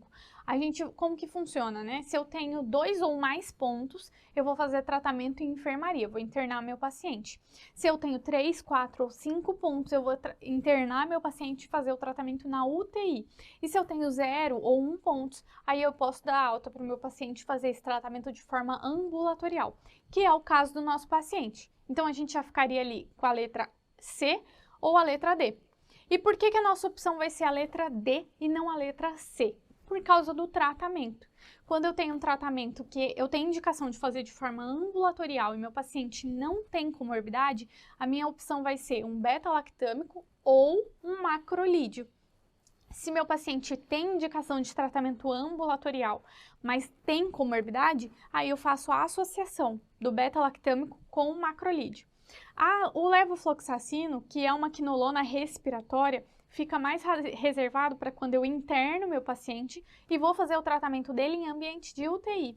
Por isso, não era a nossa resposta. Não tem nem sentido, a princípio, eu começar o tratamento de um paciente com pneumonia ambulatorialmente e colocar o levofloxacino. Não tem por que a gente não usar a amoxicilina primeiro ou usar uma azitromicina, por exemplo, se eu estiver pensando num germe mais atípico, né? Por isso, a letra D era a nossa resposta. Era o tratamento ambulatorial com amoxicilina. Bom, essa foi a parte de clínica médica do nosso simulado do PSU. Eu espero que vocês tenham gostado, mas se ficou alguma dúvida, não hesitem em mandar pra gente, porque vai ser um prazer responder. Foi um prazer também estar aqui com vocês e a gente se vê em breve.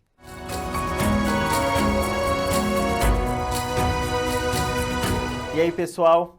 Vamos corrigir agora a parte de cirurgia do nosso mini simulado do PSU. Para quem não me conhece, eu sou Daniel Aber, sou professor do time de cirurgia da Medway. Fiz minha residência de cirurgia geral na Escola Paulista de Medicina, mas hoje a gente está aqui para corrigir esse nosso mini simulado da parte de cirurgia, lógico, que é o que eu entendo. Então vamos começar com uma questão bem legal. E as questões do PSU são muito nessa pegada, galera. Questões diretas, em que a gente tem que saber para acertar a questão. Algumas a gente vai ver aqui que a gente até consegue ir raciocinando pelo que o enunciado dá pra gente, mas tem que saber. Afinal das contas é papum, acertou ou errou, e a gente quer acertar para colocar a questão no bolso e mandar muito bem, beleza? Vamos lá, primeira questãozinha, um paciente com apendicite, foi feita uma apendicectomia videolaparoscópica e identificado necrose da base do apêndice. E aí perguntaram pra gente qual a classificação de Gomes apresentada. E aí, galera, vocês já ouviram falar na classificação videolaparoscópica de apendicite? Esse ser humano aqui, Gomes, que em alguns artigos aparece com S, alguns artigos aparece com Z, mas é o mesmo Gomes, fez uma classificação videolaparoscópica que vai de 0 até 5. 0 é o apêndice normal, né? É o apêndice normal. E aí a gente começa a ter apendicite. Gomes 1 seria a hiperemia e o edema, aquele apêndice que está vermelhinho ali, de vergonha, porque vai ser um R1 que vai operar ele. E aí o Gomes 2 já começa a ter um exudato fibrinoso. No Gomes 3 a gente tem uma necrose segmentar, tá? De um segmento do apêndice. Então, ó, ficou vermelho, começou a exudar, agora necrosou um pedaço ali da meiuca do apêndice, que a gente chama de necrose segmentar. Essa necrose segmentar, que é o Gomes 3, evolui normalmente para um abscesso. Esse abscesso vai ser classificado como Gomes 4A, que nem aparece aqui nas alternativas. Esse abscesso pode fazer uma peritonite ali local, que vai ser o 4B. E aí, quando a gente tem uma peritonite local, sabe o que acontece com a base do apêndice? Apodrece. começa a ter necrose da base do apêndice, que é o 4C. E aí quando a gente já tem uma confusão acontecendo na meiuca ali do apêndice e a base começa a ficar comprometida também, evolui, fica tudo podre, causa peritonite difusa, que seria o grau 5. Deu para entender a evolução? Pra gente, necrose de base de apêndice 4C. Para vocês levarem para a prova, galera. Vocês levarem para a prova. 5 é o pior de tudo, peritonite difusa. E aí a gente tem duas situações que acontecem necrose. Necrose segmentar, que é a 3, e necrose da base do apêndice, que é a 4C. ABC, C, terceira letra. Então, necrose segmentar, 3. Necrose da base do apêndice, 4C. Beleza? Levem assim para a prova, que se aparecer, vocês vão acertar. Sucesso! Galera, próxima questão, uma questão direta de cicatrização, mas que eu aposto que pode ter dado uma dificultada aí, porque mudaram os nomes típicos que a gente costuma saber, né? Bom, vamos lá. Assinale a alternativa que contém a sequência correta das 3 fases de cicatrização. E normalmente a gente conhece como fase inflamatória, proliferativa e de remodelamento. Mas olha só o que aparece. Parece granulação e maturação. Quem são essas fases? Galera, são as mesmas fases do que a gente estava conversando. A primeira fase é conhecida como fase inflamatória, tá? Ela dura alguns dias e quem é o maestro é o macrófago. A gente tem um pico inicial de neutrófilos, mas quem é o maestro da inflamação é o macrófago, tá bom? Depois da inflamação, a gente vai ter a proliferação. Proliferação de quem? Dos fibroblastos, que são esses fibroblastos que vão atuar, fazendo a matriz extracelular se conectar e dando mais forma para a ferida que está se recuperando, beleza? Na fase proliferativa ou de granulação. Então, só com isso a gente já conseguiu acertar a questão, né? Porque se a primeira é inflamatória e a segunda é de proliferação ou granulação, tá aqui a alternativa certa já. Letra A, já daria para acertar. E aí a gente tem que se lembrar que a última fase, que é a fase de remodelamento ou maturação, tá? Maturação ou remodelamento, é a fase em que os miofibroblastos vão atuar. Os fibroblastos atuaram construindo ali, mas o que vai dar tração são os fibroblastos musculosos, beleza? E aí por isso que é miofibroblastos. Algum histologista deve ter pensado nisso lá atrás. E a gente fica com as nossas 3 fases, inflamatória, granulação e remodelamento, com vocês se atentando para esses detalhes aí de quem é a principal célula em cada uma, tá? Pico inicial de neutrófilos, mas o macrófago é o maestro da inflamação. Depois a gente tem os fibroblastos e, por último, os miofibroblastos. Sucesso! Questão direta, questão padrão PSU. Questão que é olhou, sabe, acertou, olhou, não sabe, pulou, próxima questão, depois vem bater cabeça. É isso. A terceira questão, um pouquinho mais elaborada, né? Que é um pouquinho só mais longa. A gente tem um homem de 40 anos que sofreu uma queda de andaime em cima de ferragem.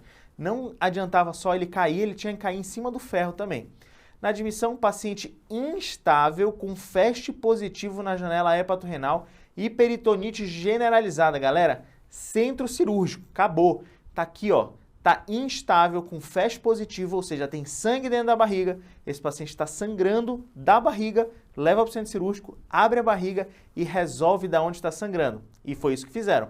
Durante o ato operatório, para abordar o sangramento volumoso de origem hepática, e aí é lindo, pessoal, operar trauma é fenomenal, porque é isso que acontece, o paciente chega instável, FAST positivo, vai rachar a barriga e a gente vai começar a colocar compressa em todo canto.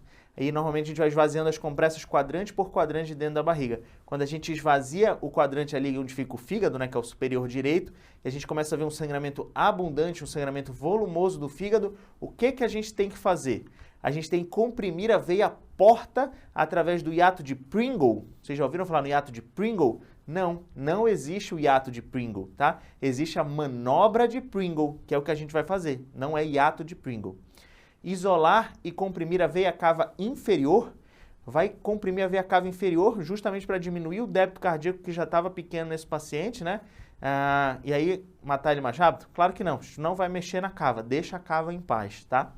Realizar compressão do pedículo hepático, para vocês se lembrarem bem, Pedículo hepático é a veia porta, a artéria hepática e o ducto hepático ali das vias biliares. Então, a gente vai comprimir via biliar, sistema venoso porta e sistema arterial hepático. Perfeito. É isso que a gente comprime. A gente comprime o pedículo hepático, faz a manobra de Pringle através do hiato ou forame de Winslow. Perfeito, galera. É isso que a gente faz para tentar fazer o fígado parar de sangrar, identificar uma laceração grande, identificar onde está a confusão, às vezes ressecar um pedaço do fígado, às vezes dar um pontão, às vezes botar um monte de compressa para mandar ele para a UTI, restabelecer o hemodinâmico dele, restabelecer aí a normalidade, deixar a galera da UTI trabalhar um pouquinho para depois reoperar. Mas é isso que a gente faz. Manobra de Pringle através do forame de Winslow.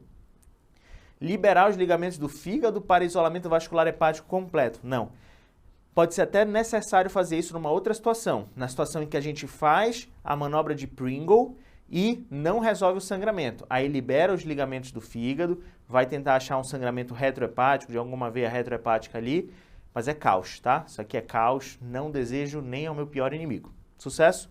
Questãozinha padrão de trauma hepático. Tem que saber manobra de Pringle, comprimindo o pedículo hepático pelo forame de Winslow. Sucesso? Vamos para a próxima?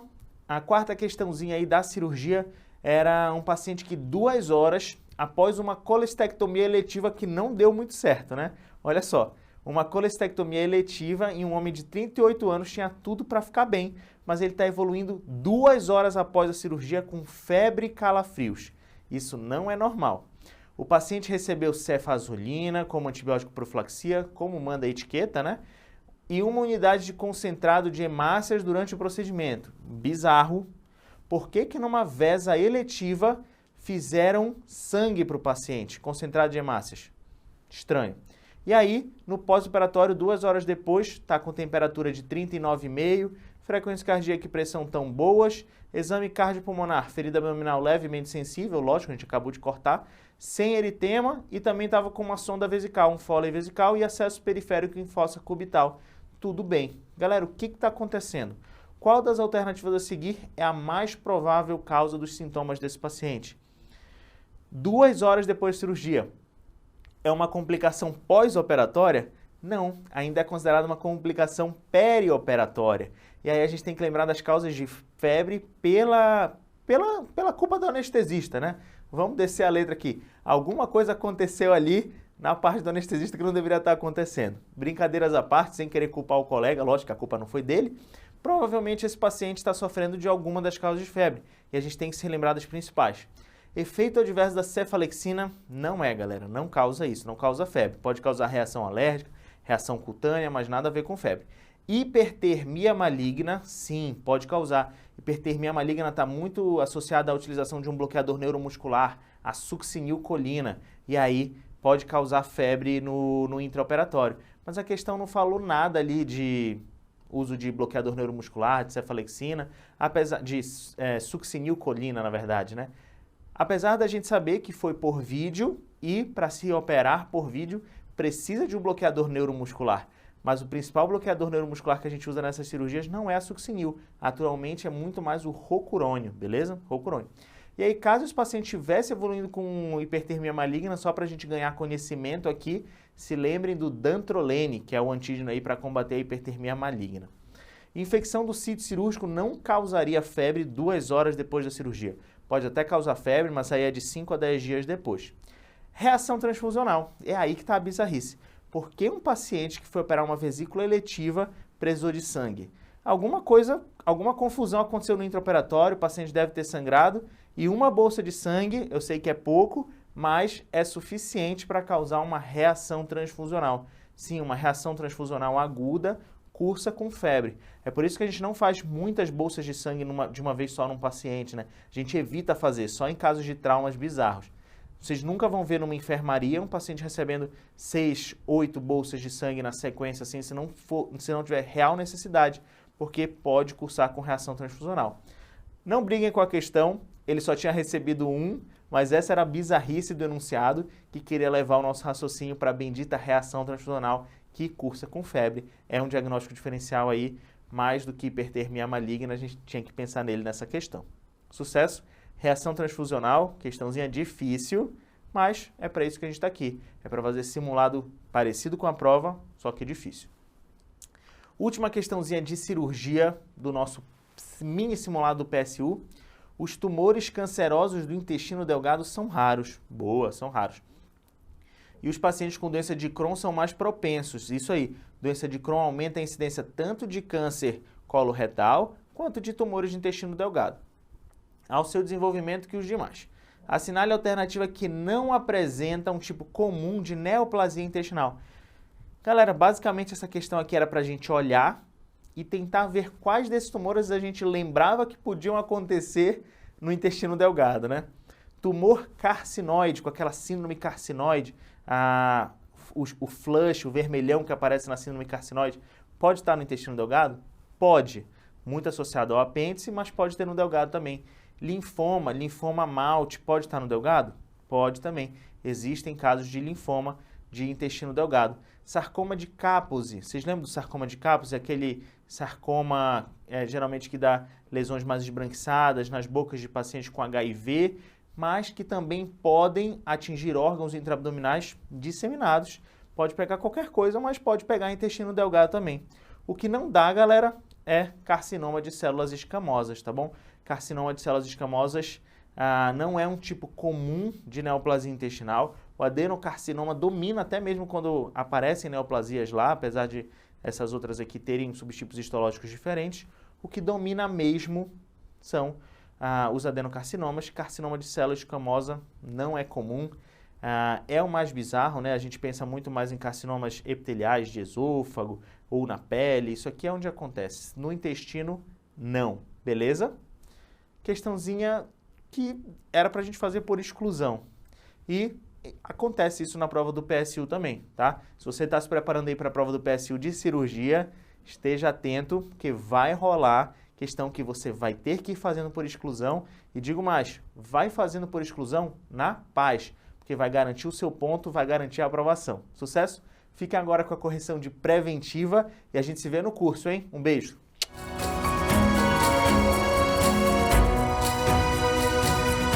Fala galera, tudo bem com vocês? John, professor de preventiva aqui da Medway, dando continuidade à correção do nosso simulado, fechando com a preventiva. Para quem não me conhece, sou formado em clínica médica lá na Unicamp, apaixonado pela preventiva, então bora destrinchar as questões que a gente lançou como desafio para vocês no simulado do PSU Minas Gerais.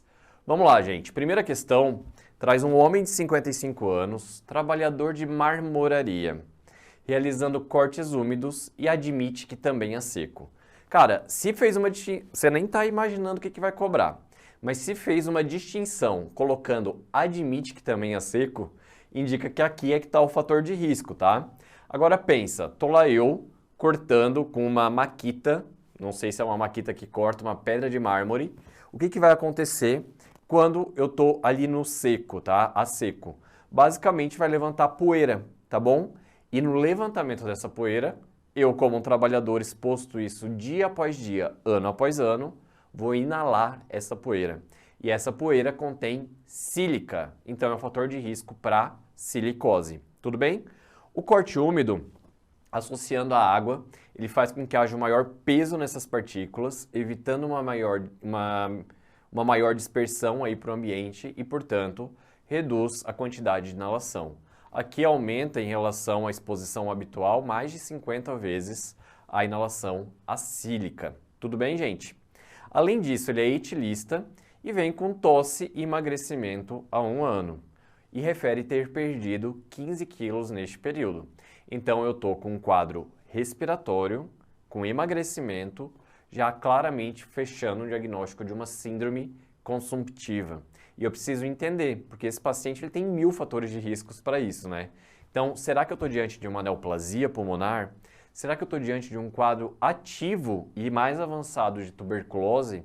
Será que eu estou diante de uma doença intersticial pulmonar ou de uma silicose? Tudo bem? Então, vamos lá ver.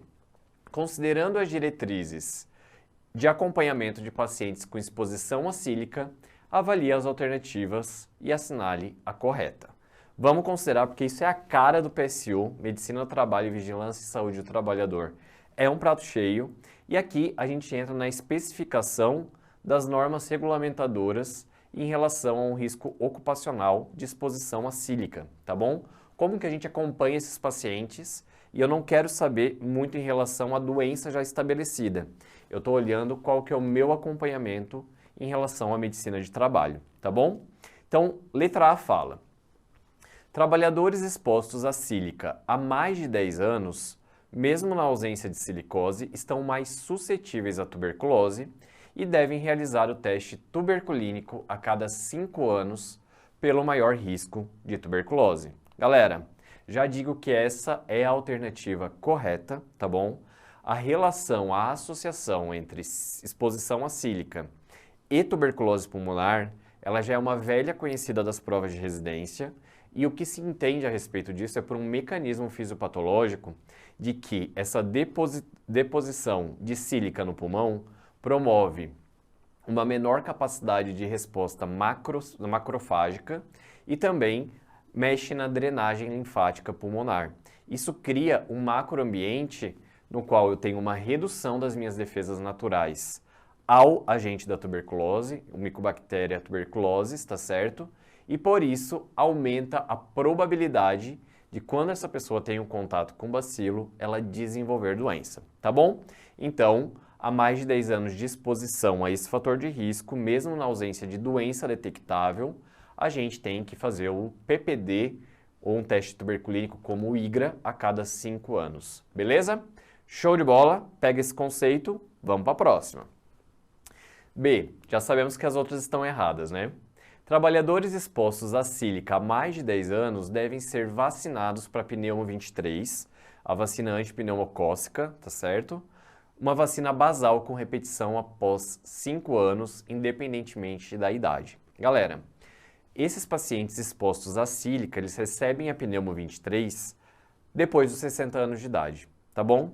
Essa é uma primeira regra.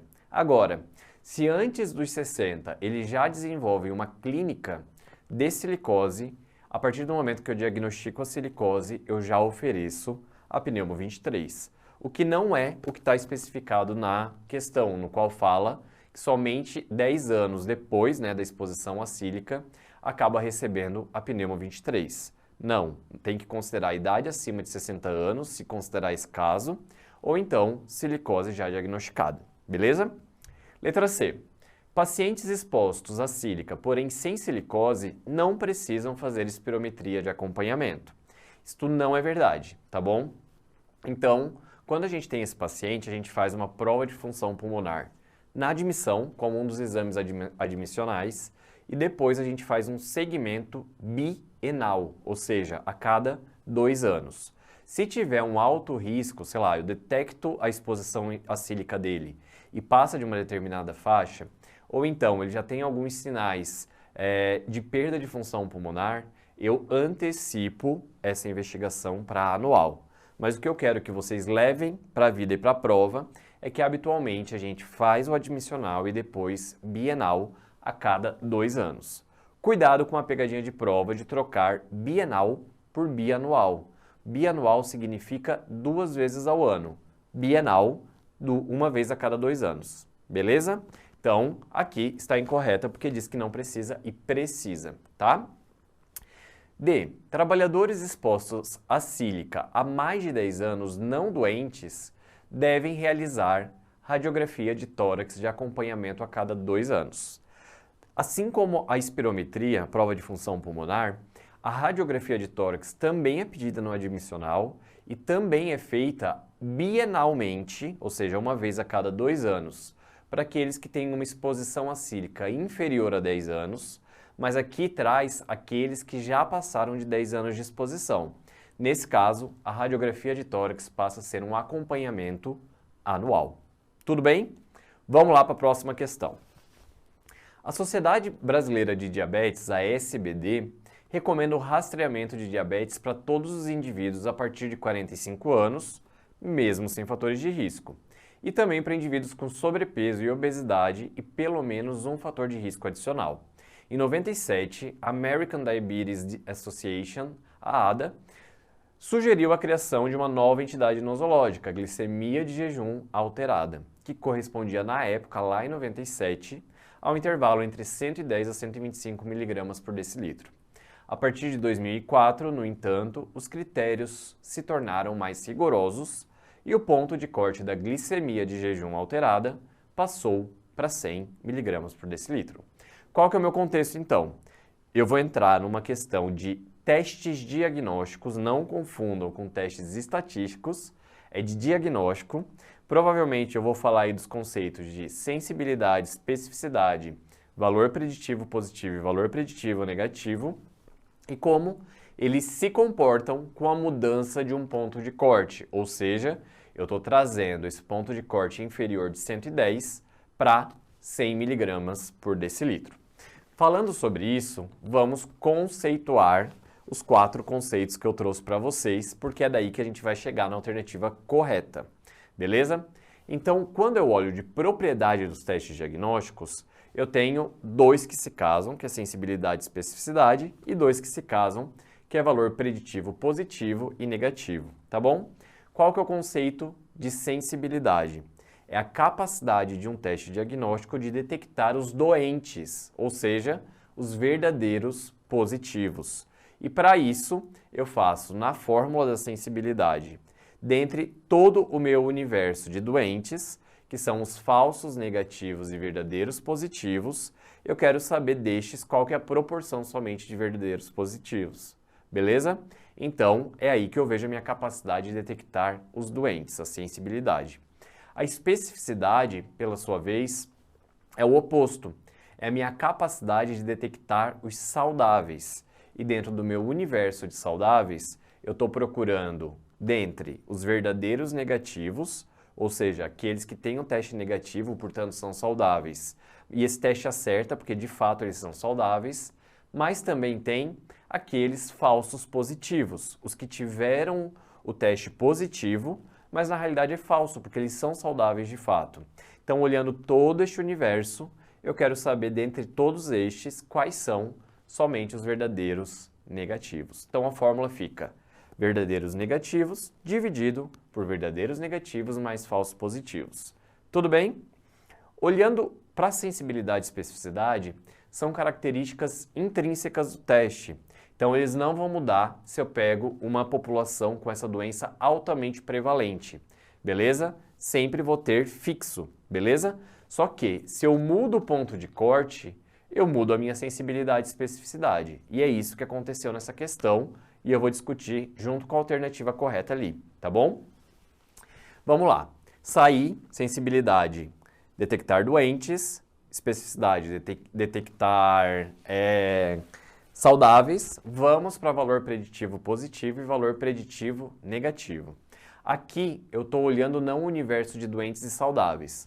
Eu estou olhando o universo de resultados positivos e resultados negativos. E o meu VPP, que é o meu valor preditivo positivo, eu vejo dentro do universo de todos os testes positivos, e aí eu tenho os verdadeiros positivos e os falsos positivos no denominador. Eu quero avaliar destes quem são somente os verdadeiros positivos, tudo bem? Então o VPP diz respeito à capacidade de detectar os verdadeiramente doentes dentro do universo de todos os testes positivos. Tudo bem? E o VPN, ele é o contrário, tá? Então eu quero ver dentro do universo de todos os testes negativos, no caso verdadeiros negativos e falsos negativos, quem são os verdadeiros negativos. Então a fórmula fica no numerador verdadeiro negativo dividido por verdadeiro negativo mais falso negativo.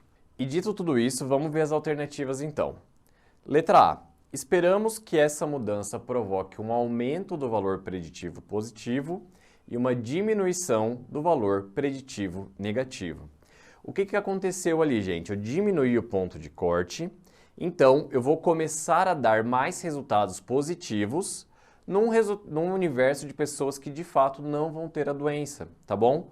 Quanto mais eu trago o ponto de corte para baixo, significa que eu estou aumentando a minha sensibilidade, ou seja, quem é doente, com uma diminuição do ponto de corte, ele vai ter o resultado positivo, tá bom? Só que às custas de um aumento muito grande, desproporcional de falsos positivos, que são pessoas que serão saudáveis, mas que terão esse teste positivo. Então, quando a gente olha para a fórmula de VPP, que é o universo dos testes, então, verdadeiros positivos mais falsos positivos, e eu quero ver quem são somente os verdadeiros positivos, eu já sei que o meu valor preditivo positivo ele vai cair, porque quando eu desloquei o ponto de corte para baixo, eu aumentei muito os meus falsos positivos. Tudo bem? E o contrário é verdadeiro. Então, eu tenho uma diminuição do VPP com a diminuição do ponto de corte e um aumento do valor preditivo negativo. Então, é o inverso do que a alternativa trouxe. Tudo bem? Letra B. As mudanças do ponto de corte não alteram a sensibilidade e a especificidade, pois são características intrínsecas, ou seja, são características imutáveis do teste. Gente, especificidade e sensibilidade não são alterados pela prevalência da doença na população ou a probabilidade pré-teste, e isso, figurinha carimbada de prova. Só que elas são totalmente mutáveis em relação à mudança do ponto de corte. Cuidado, porque isso é uma pegadinha para você que está ali só fazendo questão, mas trazendo para o raciocínio. Se eu mudo ali, eu mudo totalmente o universo de quem é verdadeiro positivo e de quem é verdadeiro negativo entre o universo de doentes e saudáveis. Tá bom? Letra C. A partir dessa mudança, esperamos um aumento da especificidade e queda da sensibilidade, e a D traz o oposto. Isso daqui já é um indicativo de que uma das duas tem que estar correta para essa questão fazer sentido. Então já anula a possibilidade de ser a A ou a B, tá bom? E aqui nesse outro contexto fala, quando diminuímos o ponto de corte de um teste, há uma tendência de aumento de sensibilidade e diminuição de especificidade. Então vamos lá. Falei para vocês que a sensibilidade diz respeito à capacidade de um teste de detectar os doentes, os verdadeiros positivos, tudo bem? Se eu desloco o ponto de corte, o que eu estou fazendo? Eu estou ganhando sensibilidade porque aquele que era um verdadeiro positivo e que estava ali com 105, 104, ele agora vai ser contemplado, ele vai ter o seu teste positivo, revelando o doente, tudo bem? Quando eu chego ali, obviamente tem que ter uma lógica para saber qual que é o ponto de corte, mas digamos que eu jogasse aquele ponto de corte por um super extremo, 0, vamos supor, eu teria que 100% das pessoas que fossem submetidas a um teste com aquele ponto de corte teriam a doença detectável. O problema é que outras variáveis acabam ficando muito ruins, tá? Mas só para vocês terem ideia, então, aumento a sensibilidade, beleza? Eu detecto mais fácil os doentes com um teste positivo, porém, isso se dá às custas de uma perda muito importante de especificidade. Por isso, a letra D é a nossa alternativa correta da questão. E vamos aí para a próxima questão. Para avaliar uma nova medicação, um grupo de pesquisadores realizou um estudo prospectivo. Esse estudo encontrou a mortalidade do grupo tratado com uma nova medicação de 8%. Então, aquele grupo que sofreu a intervenção e recebeu a medicação, tivemos um cálculo de 8% de mortalidade desse desfecho. Já a mortalidade do grupo que recebeu o placebo foi de 12%, 4% maior daquele que recebeu a medicação. Considerando esses achados e os seus conhecimentos acerca de número necessário para tratar, o NNT, qual que é a alternativa correta? Pausa, porque antes de avançar a gente vai relembrar o conceito de NNT e a fórmula de NNT. E a gente vai encontrar isso para chegar no resultado, beleza? Então vamos lá, gente. O número necessário para tratar significa qual que é o número de pessoas que vão receber determinada intervenção para que uma pessoa tenha esse desfecho positivo, tudo bem?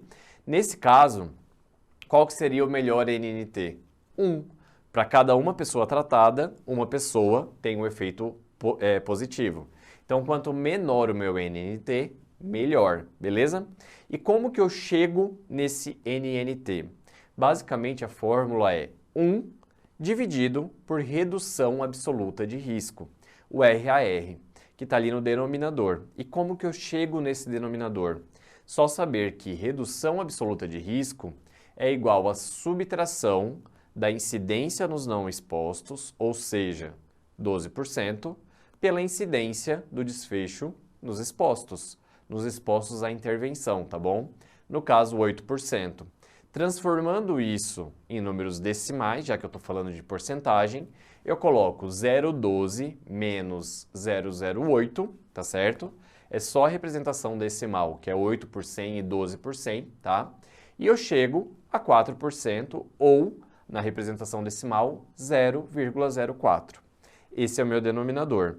1 dividido para 0,04 igual a 25. Então, eu preciso que 25 pessoas recebam o tratamento para que uma tenha o benefício desse tratamento. Que, neste caso, a cada 25 pessoas tomando a medicação, uma morte, que era o nosso desfecho de interesse, será prevenida. Beleza? Vamos ver aqui. Aqui trouxe 20, que era um erro de cálculo, tá? E aqui fala, a cada 25 doentes, um será assintomático e precisará ser tratado com uma nova medicação. Não é isso que diz respeito ao NNT. É o número de pessoas que receberam aquela intervenção para que uma tenha o seu desfecho positivo feito, que no caso é evitar a morte. Beleza, meus queridos? Vamos para a penúltima questão, então. Questão tranquila essa. Vamos lá. De acordo com a Lei Orgânica 8080 de 1990, no seu artigo 7º, no parágrafo 11º, diz que a conjugação dos recursos financeiros, tecnológicos, materiais e humanos da União, Estados, Distrito Federal e dos municípios na prestação de serviços da assistência à saúde à população. Então, qual que é o princípio ético-doutrinário ou organizativo do SUS que diz respeito a esta passagem? Primeira coisa, vamos conceitualizar os 4 que a gente tem aqui. A descentralização é um princípio organizativo ou uma diretriz que diz respeito a dar um comando único, ou seja, uma descentralização do poder da União para os municípios. Para isso, já antecipo para vocês que tem que ter uma conjugação e uma disseminação de todos esses recursos no sentido Estado, município, passando por todos os níveis. Tudo bem? Então, já fica de olho porque a gente já sabe que essa é a alternativa correta. A universalidade é um princípio ético-doutrinário que diz respeito a não ter nenhum tipo de discriminação em relação ao acesso ao sistema. Tudo bem? Não é sobre isso que a gente está falando. A regionalização indica que, para eu poder atingir e garantir uma integralidade do meu atendimento, eu preciso fazer recortes geográficos estratégicos, unindo municípios com características semelhantes do ponto de vista epidemiológico, social, para poder formar uma região em saúde. A partir do momento que eu tenho essa reunião, eu tenho uma atuação estratégica e eu consigo fazer uma hierarquização adequada desses serviços. Então, eu pego uma região em saúde e eu não preciso em todos os municípios ter atenção primária, secundária e terciária. Eu posso ter atenção somente primária nos municípios menores e quando eles precisarem de uma hierarquização do sistema, ou seja, ter acesso a uma consulta ambulatorial especializada, uma hospitalização ou uma consulta com um especialista, por exemplo, eles podem, dentro dessa região de saúde, acessar os níveis do sistema, porque o planejamento estratégico está ali nesse sentido. Então, essas duas andam muito em conjunto, tá bom? Mas o que diz respeito a essa conjugação e falando dessa distribuição para todas as camadas e níveis do sistema, é basicamente a descentralização, que é um dos principais princípios organizativos ou diretrizes do SUS. Beleza? E para finalizar, mais uma questão que fala, dentre os estudos epidemiológicos, aquele que é sempre de natureza prospectiva, no qual, ou seja, natureza prospectiva indica um acompanhamento olhando para frente, no qual o investigador define, segundo seus critérios de interesse, 2 ou mais grupos e administra uma intervenção teste e uma intervenção de comparação, intervenção teste e uma intervenção de comparação. Se eu falei de intervenção, eu só estou falando de 2 estudos. Ou é um ensaio clínico, se for no âmbito individual, ou é um ensaio comunitário, se eu tiver uma análise agregada dos resultados, tá bom? Então, Já sei que a nossa resposta é ensaio clínico. E por que não são os outros? Porque os 3 são observacionais, tá bom? Os 3 são observacionais, ou seja, o pesquisador ele só mede, mas ele não intervém para mudar nenhum determinante ou condição de saúde que altere em relação ao desfecho, tá bom? Então, isso daqui já é uma característica que derruba esses 3 na questão. E os 3 são do nível individuado, ou seja, cada indivíduo compõe o nosso resultado final de uma maneira individualizada, não coletiva ou agregada, tudo bem? E o que diferencia os 3, basicamente, que são estudos observacionais individuados, é o olhar que eu dou, o tipo de segmento. Então aqui, um estudo transversal, eu vejo esse paciente, esse indivíduo, somente imerso, somente em um momento no tempo, tá bom? Então, geralmente, isso se dá através de uma entrevista, um inquérito populacional, tá? O caso controle, eu parto da seleção de casos e controles, ou seja, já analisando, selecionando eles pelo desfecho e volto num olhar longitudinal retrospectivo, volto no passado para ver se esses casos e controles foram ou não expostos aos fatores de risco de interesse, tudo bem? E o de coorte é justamente o contrário aí do caso controle. Aqui o meu ponto zero do estudo é analisar quais as coortes serão expostas ou não a determinado fator de risco de interesse, acompanho de maneira longitudinal prospectiva ao longo do tempo, olhando no futuro, se não for uma coorte histórica, tá certo? E aí eu meço o risco real para verificar daqueles que foram expostos e não expostos, quem desenvolveu o desfecho, doença ou não doença. Beleza, meus queridos? Então, esses 3 caem porque aqui houve uma intervenção, portanto, só pode ser ensaio clínico. Galera, com isso, a gente fecha o nosso simulado do PSU de Minas Gerais, da Maratona R1 Medway. Tá aqui o QR Code, caso você ainda não tenha se inscrito.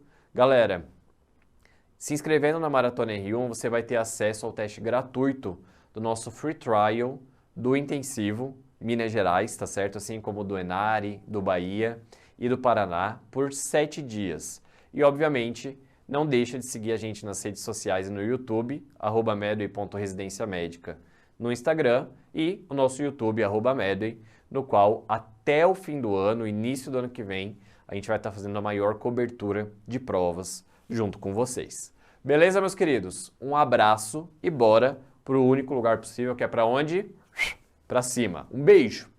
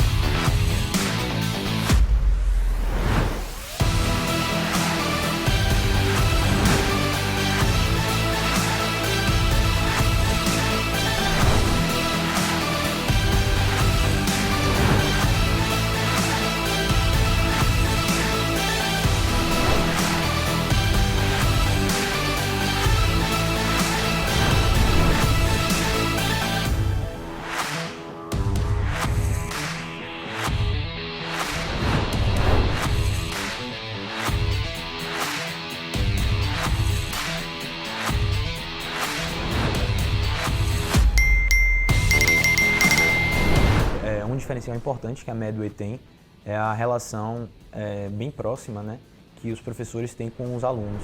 Fazer o curso tirou muita angústia que eu tinha, facilitou muito a jornada aí, no sentido de entregar alguns tópicos já que a gente precisa. Os professores estão sempre bastante presentes. A Medway me mostrou que eu poderia mudar a minha formação como médica e não só como concurseira naquela época. Então ela mudou meu mindset para que eu viesse preparada para São Paulo, para ser uma grande residente, mas também uma grande médica no futuro.